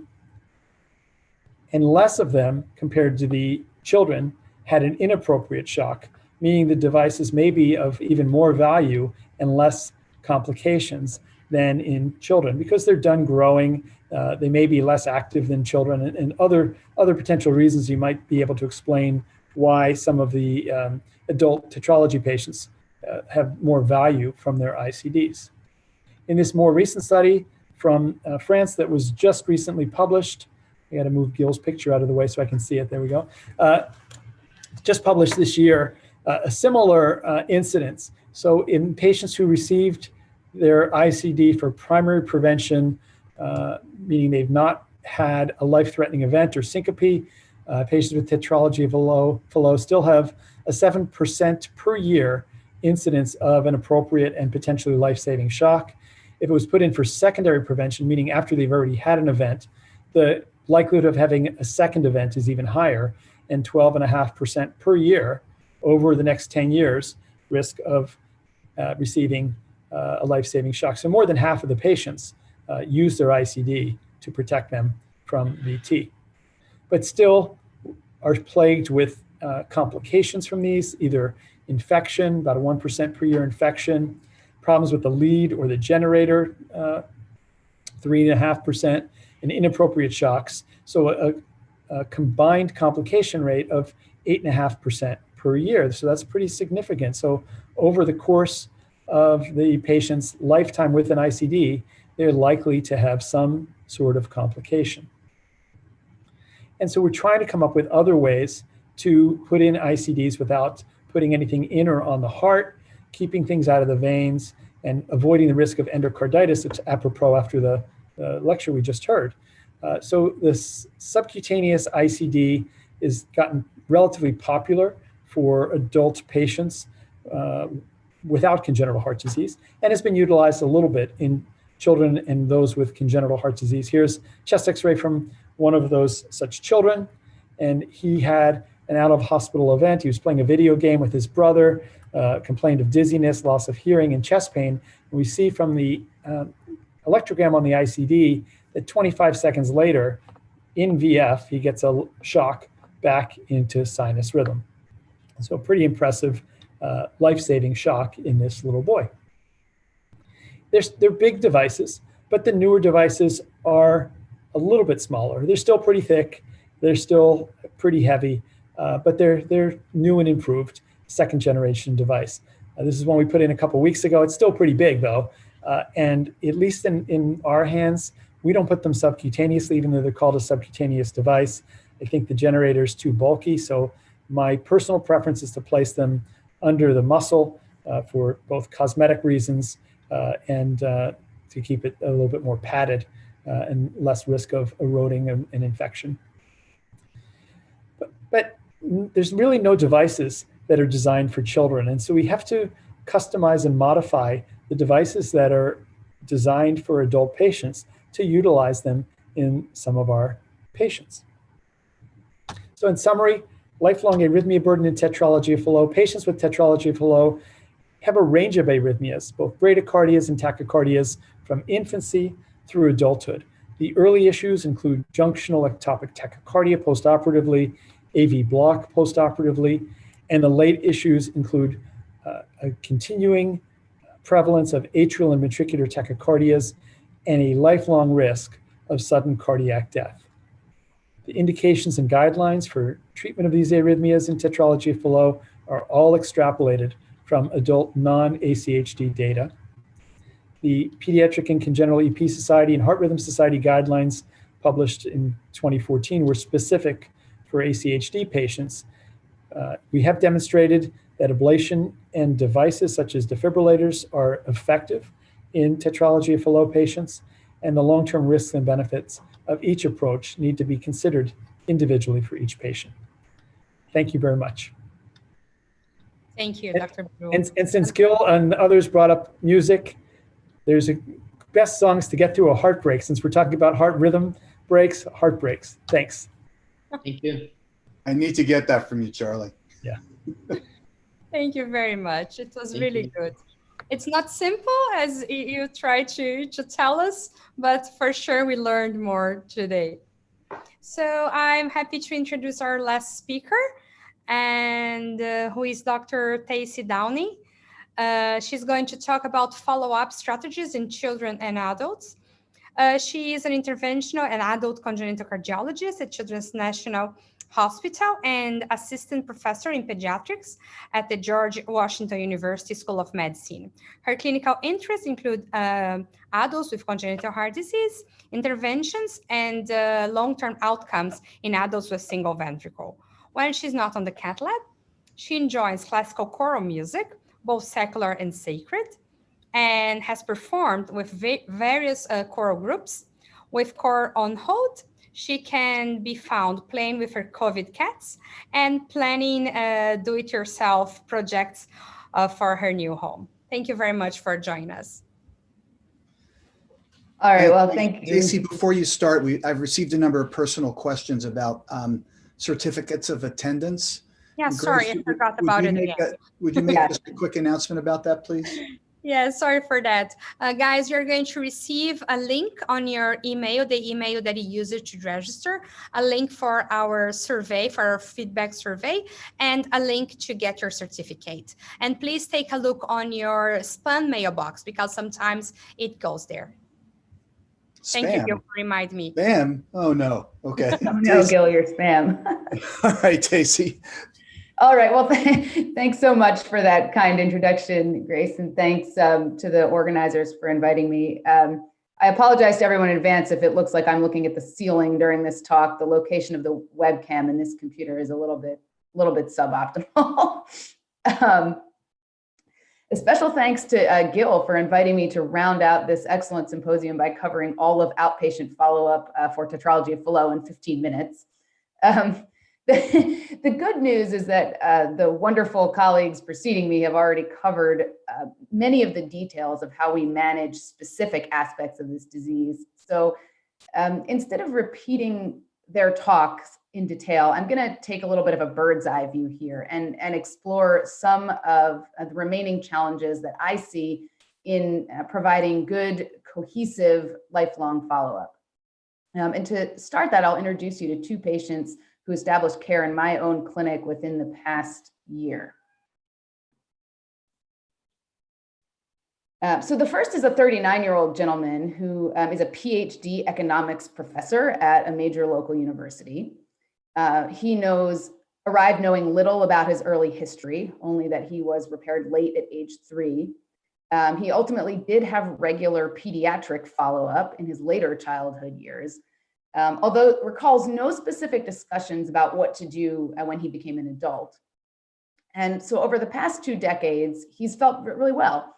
And so has sought care only once or twice at local adult cardiology practices. The academic practice at his own university gave him a clean bill of health about 2 years ago. Although when I reviewed their records, there were actually no comments on the right side of the heart. When I asked him what he knew about his heart, he was unable to name his disease. He did believe that the childhood surgery had repaired the defect completely. And he was really there to see me, looking basically to be cleared for further follow-up because, everything was, quote, normal. I'll also introduce you to a 35-year-old woman, also with repaired tetralogy of Fallot. She likewise could give me no details on her early history, but it did recall regular pediatric cardiology care until later adolescence. For her, adult care was likewise not really discussed. And she's seen various community adult practices through her 20s and her 30s. Her most recent evaluation with her community adult cardiologist revealed some concerning findings, at least that we would feel were concerning. Those were interpreted at the time as being the sort of natural history of her surgical disease, and conservative management was recommended. Although she was appropriately advised to see an ACHD doctor, kind of quote, at some point. So kudos to her cardiologist for that. When I first saw her, she said, well, at baseline, I get winded with exercise, but that was her baseline. She reports being told as a child that she should not exert herself. And that would be harmful, at least the what she walked away with. So her echocardiogram showed free pulmonary insufficiency, and she went on to have MRI imaging that showed severe dilation of her right ventricle, and an exercise test that showed severely reduced aerobic performance. So at this point, I'm sitting in my office with this young lady, looking at all these test results. And what's going through my head, right, is this. I have the algorithm, up in my mind, and I'm about to launch into a discussion of, class 1 versus class 2 indications for pulmonary valve replacement, when it occurs to me that this is probably not what this young woman came to the doctor expecting. So take a deep breath again and ask her, what do you know about your heart? And she said, I know it was fixed when I was a baby. Again, as long as I take it easy and don't exercise too much, I should be fine. And exploring things a little bit more with her, she had never known that there was any potential for reoperation, reintervention, or long-term sequelae. So here we have two different young people they had different variants of tetralogy of Fallot and different anatomic residua, but a lot in common. Both were functional, intelligent, educated young people who were unable to describe their medical history or explain their congenital heart disease in layman's terms. Neither had been receiving guideline-based ACHD care, despite the fact that they've been engaged with the medical system with some regularity. And probably as a result of that, both were unaware that their disease might carry long-term implications, with the potential for either complications or reinterventions down the line. And I'll say that this is not an unusual day in ACHD clinic, as I know my fellow ACHD practitioners on the line will attest to. So although it's clear from the wonderful talks that we've had throughout this symposium that we know an awful lot about tetralogy of Fallot, not all of our patients are necessarily benefiting from that knowledge all the time. So what can we do to improve that? As both a pediatric and an ACHD cardiologist, I often think about kind of the life arc or life timeline of patients as comprising different phases of their disease, their follow-up, and kind of the social aspects of their lives. And each of those phases having a different focus and sort of a different intensity. So I laid this timeline for kind of the typical patient with garden variety tetralogy of Fallot with pulmonary stenosis. And as we know, there's a lot of intensity in the neonatal period, culminating ultimately in the elective repair, usually in infancy, and hopefully an uneventful recovery and transition into toddlerhood and routine pediatric follow-up. For most patients, this is then followed by sort of this extended kind of green zone or period of stability throughout the early and later school-aged years, where our patients are often coming in for routine annual surveillance, but many of them are not having too many problems or real changes in their management during that time period. And so that sort of green zone time is then transitions into the next period of intensity, which varies a little bit from patient to patient in timing, as has been expertly discussed in some of the earlier talks. But generally focuses around the need for the first pulmonary valve replacement. And now this may or may not also coincide with major life changes. the transition from pediatric cardiology to ACHD, leaving home for the first time, going to college. So there's a flurry of activity in the young adult period. And then eventually patients hopefully settle into stable ACHD care, with the focus being kind of on longevity of the replaced pulmonary valve and treating any comorbid arrhythmias, as Dr. Barul just alluded to. So when I look at that kind of life arc timeline, there are a couple lessons that I take away. One is that there is a period of apparent, as I said, kind of downtime in the school-aged years for many Tetralogy of Fallot patients. Early infancy and young adulthood are more challenging. And in young adulthood in particular, the patient has to confront a lot of major life changes simultaneous with perhaps the need for the first pulmonary valve replacement. So not surprisingly, the transition to ACHD is one of the first kind of barriers to good lifelong care that I'm going to highlight here today. Transition also turns out to be not as easy to study as we would like. Most of what we know about ACHD transition comes from countries with centralized healthcare systems. And even in that context, where we might expect things to work a little bit better than they do in the United States, success rates are actually not that good. Estimated percentages of ACHD patients seeing ACHD doctors range from about 75% in the UK in one study, which was actually of Tetralogy of Fallot patients only, all the way down to one study in Germany that reported 25% success rate. I mean, that was actually quite recently in 2017. This figure is actually from that study, that German study that I was just describing. And it's this is showing success in ACHD follow-up by age group. And what struck me here is that, at least in Germany, about a third of the patients across the age spectrum were getting their care with a general adult cardiologist. And the percentage receiving congenital directed care remained stable over the age spectrum, although as the total remained stable over the age spectrum. And as patients aged, they were more likely to be seeing ACHD versus pediatric, but we still had a number of people who should have been getting congenital care kind of stuck in regular adult cardiology care.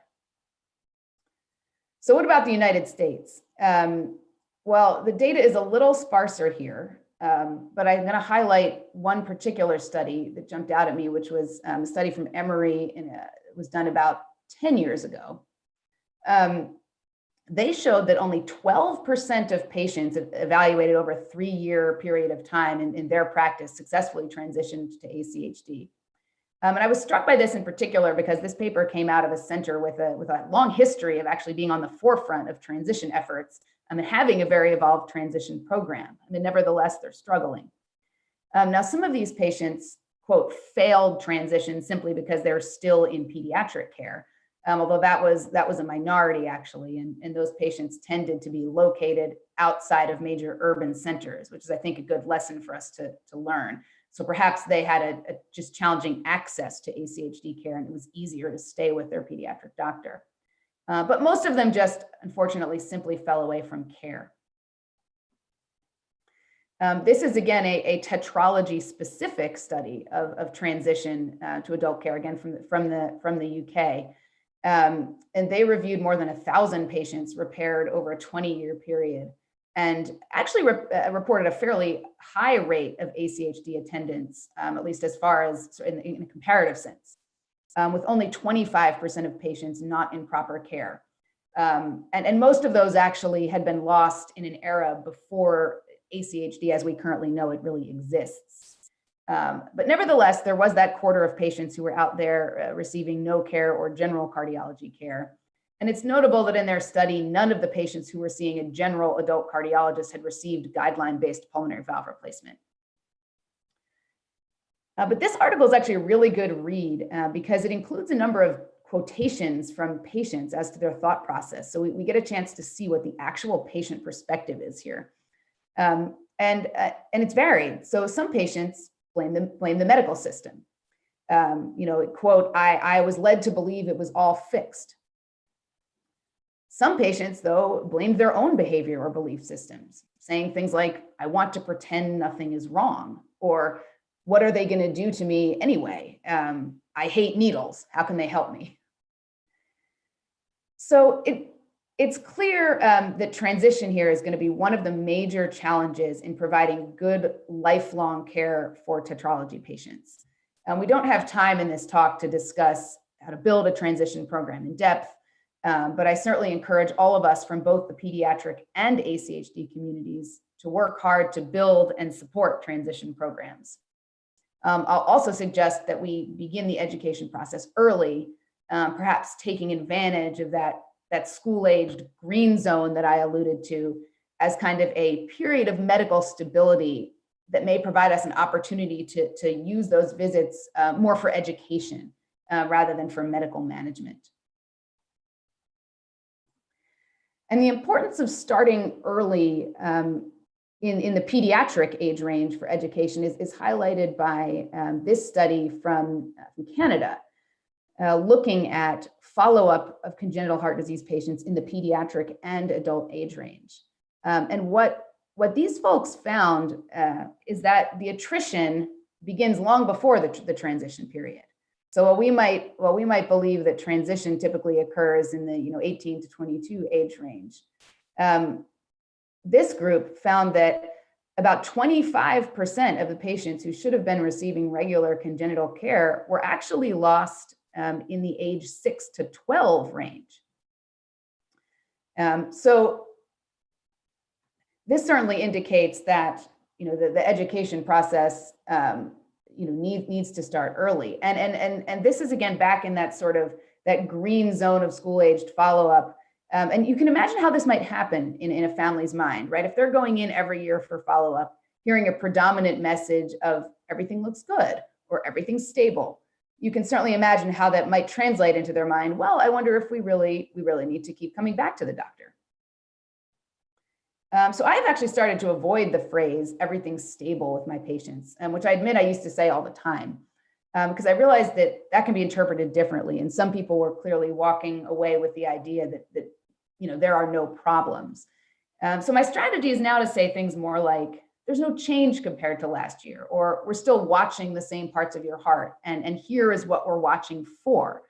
And I like to use those kind of preteen visits as an opportunity to start educating the parents and also the patient, though, on specifically what we're looking for, and to address some psychosocial aspects of our condition, which is the second major point that I'm going to make. So not surprisingly, our patients are looking to us for guidance on how to navigate life with congenital heart disease, and not just the medical aspects of that life. This is a really interesting study from the UPenn ACHD group, where they surveyed young adult patients about the types of education they've received from their providers on the non-medical aspects of dealing with congenital heart disease as a teenager and young adult. They were asked at what age certain life issues were first discussed versus what age they would like those issues to be discussed. And across the board, we were really missing the boat, it turned out. So critical social issues like the impact of your congenital heart disease on employment, insurance, which is obviously a big issue, especially in the United States, family planning and implications for reproduction. It sounds like these were typically being introduced to patients in the early 20s, usually when they hit ACHD clinic for the first time. But universally, patients felt that it would be much more helpful if those topics were introduced in teenage years. So they're really asking to start covering these topics long before transition, in the world of pediatric cardiology. So I'll end with a few challenges to both pediatric and adult cardiologists. In the pediatric world, I think every visit is a chance to educate. And I see a particular opportunity to kind of refocus some of those stability visits in the school-aged timeframe toward education. exploring the transition process early is key. And while the timing of that's going to be different for every patient, I've often wondered if we should perhaps transition earlier to avoid overlapping that process with patients leaving home. You know, I'll leave that as a question for the group, and if we have any time for discussion. This last point on this slide here is actually a little bit of a non sequitur, but I just had to fit it in because I think it's so important. I would encourage us in the pediatric world to really encourage exercise as appropriate and talk to patients about exercise. So many of my adult patients come to me fearing exercise, thinking that it's harmful, and with a misunderstanding that they were told not to exercise. And I feel that correcting that misunderstanding might be one of the single most high yield improvements that we could make across the age spectrum for not just patients with Tetralogy of Fallot, but for any form of congenital heart disease. And I'll challenge the ACHD cardiologist among us to help our pediatric colleagues in these areas of education, which might not be as familiar to them, especially things like family planning or adult insurance issues. And we need to develop robust integrated collaborations and transition programs so that we can work together to understand and combat the social barriers that young adults face when they're seeking care, which are often logistical in nature. I think we can also harness technology to enhance our education.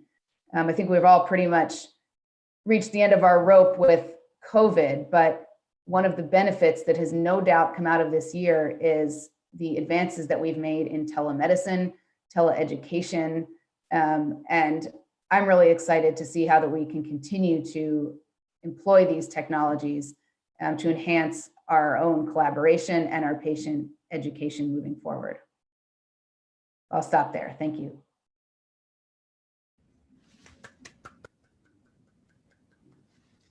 Sasha, would you like, thanks Tatesy, that was really fantastic. I want to thank all of the faculty again.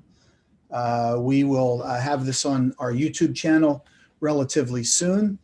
We have a few more left this year. I think we're going to be trying to put together the tetralogy sessions into a series. More on that to come. And for those of you, I know Krishna Iyer, who's on the panel right now, it's probably the middle of the night. And for Tom Carl, it's probably about time for breakfast. So I'm really happy that we've had people from the entire time zones. Sasha, why don't you take us out, okay? Yes.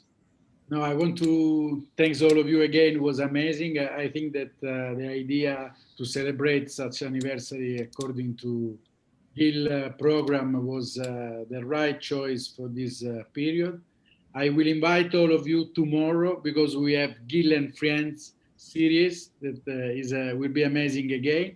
So thanks to everybody. Hi, Jeffrey. Sasha, it's my only 3 friends. Me and my only 3 friends. So everybody is welcome to come in. The talks are like TED Talks, and I think it'll be a lot of fun. Someone for you, if you want, we can. Okay. Thank you. It was a pleasure to see you, Philip, again since a long time, and I hope to see all of you soon, but in presence rather than in video.